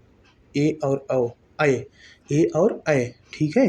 ओ दौतो, ओ और औ, ओत औत, ओत औत, ओ दौतो कंठोष्ठम। इसको यहाँ कंफ्यूजन ना हो जाए, एदैतो ओ का कंठोष्ठ होगा, ऐ का कंठतालु होगा, औ का कंठोष्ठ होगा, ए का कंठतालु होगा, ठीक है। एदैतो कंठतालु, ओदौतो कंठोष्ठम, ओ और औ का कंठोष्ठ होगा। इसमें कंफ्यूजन बिल्कुल भी नहीं होना चाहिए, क्वेश्चन गलत हो जाएगा। बहुत माइनर, बहुत अच्छे से इसको याद कर लीजिए, और ये क्वेश्चन पूछा जाता है, कई बार पूछा भी गया है, ठीक है। ये एदैतो कंठताल, ओदौतो कंठोष्ठम, वकारस्य दंतोष्ठम, वह जो है वह दंतोष्ठ से बोला जाता है, ठीक है। वह जो है वह दंतोष्ठ से बोला जाता है। मैं फिर से बोल रहा हूँ, आप इसको अपने हैंड राइटिंग में नोट कीजिए, नहीं तो आप क्वेश्चन मिस कर देंगे। मैं बोल रहा हूँ अकुह विसर्जनीयानाम कंठा, तो आप इसको लिखिए, अकुह विसर्जनीयानाम कंठा। अकुह में अ यानी छोटा बड़ा दोनों, और क वर्ग हो गया, क ख ग घ अंगा, और ह और विसर्ग, ये दोनों, ये सभी कंठ से उच्चरित हैं। इचु यसा नाम तालु, ई और बड़ा ई, च वर्ग जो हो गया, च छ ज झ ञ, यसा नाम यानी य और सा, ये सभी वर्ण जो हैं तालव्य हैं, तालु से उच्चरित हैं। ऋतु रखाणाम मूर्धा, री टवर्ग हो गया, और र और सा ये मूर्धन्य वर्ण हैं, ये मूर्धा से उच्चरित हैं, ठीक है। ऋतु लसा नाम दंता, री और त थ द ध न, ल और सा, लसा नाम ल और सा ये दंत से उच्चरित हैं, ठीक है। उपू पद्मनीय नाम ऊ और ऊ, प वर्ग, प फ ब भ म ये ओष्ठ से उच्चरित हैं, ठीक है। एदैतो, एत ऐत, ए ऐ का कंठ तालव्य होता है, एदैतो कंठतालु, ओदौतो कंठोष्ठम, वकारस्य दंतोष्ठम। इसको आप मेरे कहने से स्क्रीनशॉट ले लीजिए, इसको स्क्रीनशॉट दिन में कम से कम 5 बार देखिए, इसको इतना रट लीजिए, यह याद कर लिए आप, उच्चारण स्थान की आपकी झंझट ही खत्म हो गई। और 80% क्वेश्चन अगर पूछा गया है सभी परीक्षाओं में, तो वह इसी से पूछा गया है, उच्चारण स्थान से ही पूछा गया है। तो यह इतना जो है आपके लिए, यह भी प्राणवायु के समान है, तो इसको आप नोट कर लीजिए। और यूपी टेट, सी टेट जो भी है, यूपी डबल एस सी का हो गया, यूपीएसआई का हो गया, यूपीएसआई में तो भर भर के क्वेश्चन पूछा है उच्चारण स्थान से, और उच्चारण स्थान आपका गलत हो ही नहीं सकता है, इस चीज़ का मैं चैलेंज करता हूँ। और आप लोग मेरी बात मानिए, इसको जो है नोट कर लीजिए, अपने हैंड राइटिंग में नोट कर लीजिए, और इसको जैसे मैंने समझाया है वैसे ही आप इसको जो है पढ़ लीजिए। वर्णमाला जो है लगभग लगभग कंप्लीट है। अनुनासिक जो होता है, कुछ जैसे चीज़ें बची हैं, जैसे कुछ चीज़ें बची हैं, जैसे अनुनासिक क्या है, ठीक है। अनुनासिक वैसे तो मैंने बताया था अनुनासिक क्या है। अनुनासिक जो होता है वो चंद्रबिंदु जो लगता है वही, जैसे चाँद हो गया, मुंह हो गया, मुख मुख मुंह मुंह हो गया, ठीक है। ध्वनिया में न्या जो होता है वह जो है ये अनुनासिक है, ये, ठीक है। अनुनासिक उच्चारण में नाक से कम और मुंह से अधिक हवा निकलती है, इनका प्रयोग जो है स्वर के बाद होता है, इनका प्रयोग जो होता है वह स्वर के बाद होता है, ठीक है। ये अनुनासिक होता है, ठीक है। और यही पूछेगा अनुस्वार क्या होता है। अनुस्वार क्या होता है? अनुस्वार इसका उल्टा होता है, स्वर के पहले प्रयोग होता है इसका, स्वर के पहले प्रयोग होता है। मैंने बताया था अंकुर और अमित जो बताया था उदाहरण, स्वर के पहले प्रयोग होता है, ठीक है। शब्दकोश में जो है अनुस्वार पहले मिलेगा, जैसे अंग पहले मिलेगा, आ बाद में मिलेगा, ठीक है, शब्दकोश में, ठीक है। और इनके उच्चारण में नाक से अधिक और मुंह से कम श्वास निकलती है। जैसे इनका प्रयोग जैसे देख लो, पंकज, चंचल, ठीक है, जैसे अंकित, ठीक है, अंग, पंग, चंग, ये, और चा, मुंह, ध्वनिया, ये अनुनासिक है, और ये जो है वो अनुस्वार है। अनुस्वार अनुनासिक में अंतर स्पष्ट हो गया, ठीक है। कुछ और टर्मिनोलॉजी बची है, उसको भी खत्म कर दे रहा हूँ। विसर्ग, विसर्ग क्या है? विसर्ग ये प्रायः जो है तत्सम शब्दों में प्रयुक्त होते हैं, ठीक है। विसर्ग का चिन्ह, ये अयोगवाह में जो विसर्ग है ये विसर्ग का चिन्ह है, ठीक है। इसका प्रयोग जो है हा की तरह होता है, जैसे आप लिखते हैं प्रायः, ह रामः, ह की तरह प्रयोग हुआ, ठीक है। विसर्ग का संकेत ये है, ठीक है। विसर्ग का प्रयोग जो है वह स्वर के बाद होता है। जो ये बोल रहा हूँ कि अनुनासिक का प्रयोग स्वर के पहले की बाद में, स्वर के बाद में प्रयुक्त किया जाता है। अनुस्वार का प्रयोग जो होता है वह स्वर के पहले प्रयुक्त किया जाता है, अनुस्वार, ठीक है। तत्सम शब्दों में इसका प्रयुक्त किया जाता है स्वर का। और ये विसर्ग का प्रयोग जो है स्वर के बाद किया जाता है। हलंत, हलंत क्या होता है? हलंत देख लीजिए। हलंत जो आप क, ख, ग ये वर्ण लिख रहे हैं, इसमें आ लगा हुआ है। अगर इसको आप तोड़ोगे ना तो ये क धन आ होगा, ये ख धन आ होगा, ये ग धन आ होगा। तो ग में जो ये तिरछी पाई लगी है, खा में जो तिरछी पाई लगी है, ये जो तिरछी पाई लगी है, यही जो है हलंत है। और इसको लगाने से मतलब ये होता है कि का जो है आधा है, ठीक है। इसके साथ जब आ जुड़ गया तो का पूर्ण हो जाता है, ठीक है। हलंत का मतलब होता है कोई अक्षर, अगर कोई वर्ण आधा लिखना हो तो उसको लिख करके उसके नीचे जो है पाई कर देते हैं, ये तिरछी पाई कर देते हैं, यह जो है हलंत कहा जाता है। और ये हलंत कब कैसे कब प्रयोग होता है? जैसे जब व्यंजन वर्णों का प्रयोग जो है स्वर के बिना हो। मैंने बताया ना, व्यंजन वर्णों का प्रयोग जो है जब स्वर के बिना हो। जैसे का में अगर आ लगा है तब तो ऐसे लिखा जाएगा, का में अगर आ नहीं लगा है तो ऐसे लिखा जाएगा, ठीक है। तो यह स्वर के बिना हो गया और यह स्वर के साथ हो गया, ठीक है। तो स्वर के बिना जो हो गया यह हलंत लग गया, ठीक है। यह हलंत लग गया। एक चीज़ और टर्मिनोलॉजी बची है वर्त्स का। वर्त्स, वर्त्स क्या होता है, ठीक है। जो ऊपर का दांत है, जो दिख रहा है कि नहीं दिख रहा है आपको? ये तो नीचे किया था, खैर दिखा होगा, जितना बोला हूँ उससे समझ लीजिएगा। वर्त्स जो होता है, ठीक है, वर्त्स जो ऊपर का दांत होता है, ठीक है, उसका जो भीतरी मसूड़ा होता है उस जगह को ही वर्त्स कहते हैं। ऊपर के दांत का जो भीतरी मसूड़ा है, भीतरी मसूड़ा, ढ़ा देखो यहाँ दुत्त हो रहा है, वो सॉरी माफ़ कीजिएगा, यहाँ पर जो है ढ़ा जो है वह क्या हो रहा है, दुगुण हो रहा है, उच्छिप्त हो रहा है, ठीक है, ढ़ा। तो भीतरी मसूड़ा जो है वर्त्स होता है। जैसे ना, ला, स, ज, रा, ये वर्त्स, ये जो है क्या है, यह वर्त्स वर्ण है, ठीक है। यह जो है वर्त्स वर्ण है, ठीक है। और क्या एक दो टर्मिनोलॉजी बची, हाँ। तो ध्वनियाँ, जैसे संयुक्ताक्षरों को उच्चारण बता दूं, जैसे संयुक्त ध्वनि, संयुक्त ध्वनि एक होता है संपृक्त और एक होता है युग्मक ध्वनि। संपृक्त और एक होता है युग्मक, युग्मक ध्वनियाँ, ठीक है, युग्मक ध्वनियाँ। संयुक्त ध्वनियाँ क्या होती है बताइए? संयुक्त ध्वनियाँ होती हैं जैसे जब दो या दो से अधिक व्यंजन ध्वनियाँ जो हैं वह परस्पर संयुक्त होकर एक ही स्वर के सहारे लिखी जाए। जैसे जैसे जैसे मैं आपको उदाहरण बताऊँ, जैसे प्राण हो गया, ठीक है, पा और रा एक ही स्वर वर्ण के सहारे लिखी जा रही है, आ के सहारे, तो वह जो है संयुक्त ध्वनियाँ कही जाएंगी, ठीक है, वह संयुक्त ध्वनियाँ कही जाएंगी। जैसे जैसे जैसे हो गया, और जैसे हो गया और कोई बताइए, जैसे हो गया क्लिष्ट, जैसे क्लिष्ट, क और ला एक ही स्वर वर्ण के सहारे लिखी जा रही है, छोटी ई के। जैसे घ्राण, घ और रा एक ही स्वर वर्ण के सहारे लिखी जा रही आ के, ठीक है। तो यह संयुक्त ध्वनियाँ होंगी। संपृक्त ध्वनियाँ क्या होंगी?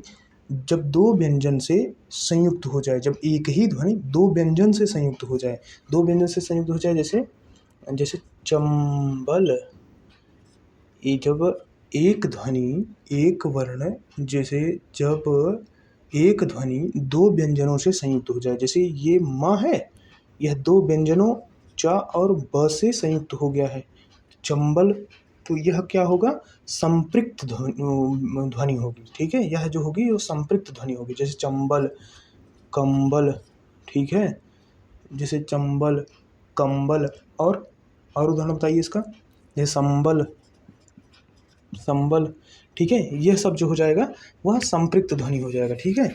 और युग्मक ध्वनियाँ क्या होंगी? युग्मक ध्वनियाँ होती हैं जिसमें जैसे किसी शब्द में जैसे एक ही ध्वनि का द्वित्व हो जाए, एक ही ध्वनि का द्वित्व हो जाए तो वह जो हो जाएंगी युग्मक ध्वनियाँ कहलाएंगी। इसके बहुत सारे उदाहरण, जैसे हो गया उत्तर, त है, त का द्वित्व हो गया, तर हो गया, अत्तर हो गया, ठीक है। जैसे हो गया जैसे हो गया दिक्पाल या दिक्कत, ठीक है। दिक्कत, का द्वित्व हो गया, ठीक है, का द्वित्व हो गया, ठीक है। जैसे हो गया जन्नत, ना का द्वित्व हो गया, ठीक है। तो इन ध्वनियों को जो है युग्मक ध्वनियाँ कहेंगे। संपृक्त किसको कहेंगे? एक ही ध्वनि जब दो व्यंजन वर्णों के बीच में आ जाए, से जुड़ जाए, तो ये जो हो जाए संपृक्त हो जाएगी। संयुक्त ध्वनियाँ कैसे कहेंगे? जब एक ही स्वर के माध्यम से एक ही जब दो या दो से अधिक व्यंजन ध्वनियाँ परस्पर संयुक्त होकर एक ही स्वर के सहारे लिखी या बोली जाए, जैसे प्रा, पा और रा जो आके क्लिष्ट का वाला जो है छोटी के सहारे लिखी या बोली जा रही है, तो ये संयुक्त ध्वनियाँ हो जाएंगी, ठीक है। ये संयुक्त, संपृक्त और युग्मक हो गई, ठीक है। उम्मीद करता हूँ कि वर्णमाला में कुछ भी नहीं छूटा है। अगर कुछ भी छूटा है तो क्वेश्चंस के माध्यम से जो मैं 50, 70 या 100 क्वेश्चन जितना भी सेट बन पा रहा है, ठीक है, जितने भी क्वेश्चन का जो आए हुए हैं या जो पूछे जा सकते हैं, सबका जो है मिक्स क्वेश्चन लेके आऊँगा, ठीक है। और बहुत ही बेहतरीन तरीके से जितने भी टॉपिक मैंने पढ़ाए हैं इस क्लास में, उसी के आधार पर सभी क्वेश्चंस जो हैं बेस्ड होंगे। जो क्वेश्चंस पूछे गए हैं, जो पूछे गए प्रश्न हैं वह, और जो आगामी परीक्षा में आने वाले प्रश्न हैं वह दोनों का समागम होगा इस सेट में, ठीक है। तो उम्मीद करता हूँ यह क्लास आप लोगों को अच्छी लगी होगी। सेट थोड़ा सा ठीक नहीं लगा होगा आपको, लेकिन कंटेंट पर ध्यान दीजिए और जो मैंने पढ़ाया है उसको ध्यान दीजिए। और इसी के साथ आशा करता हूँ कि आप अपना सपोर्ट बनाए रखेंगे। धन्यवाद, नमस्कार।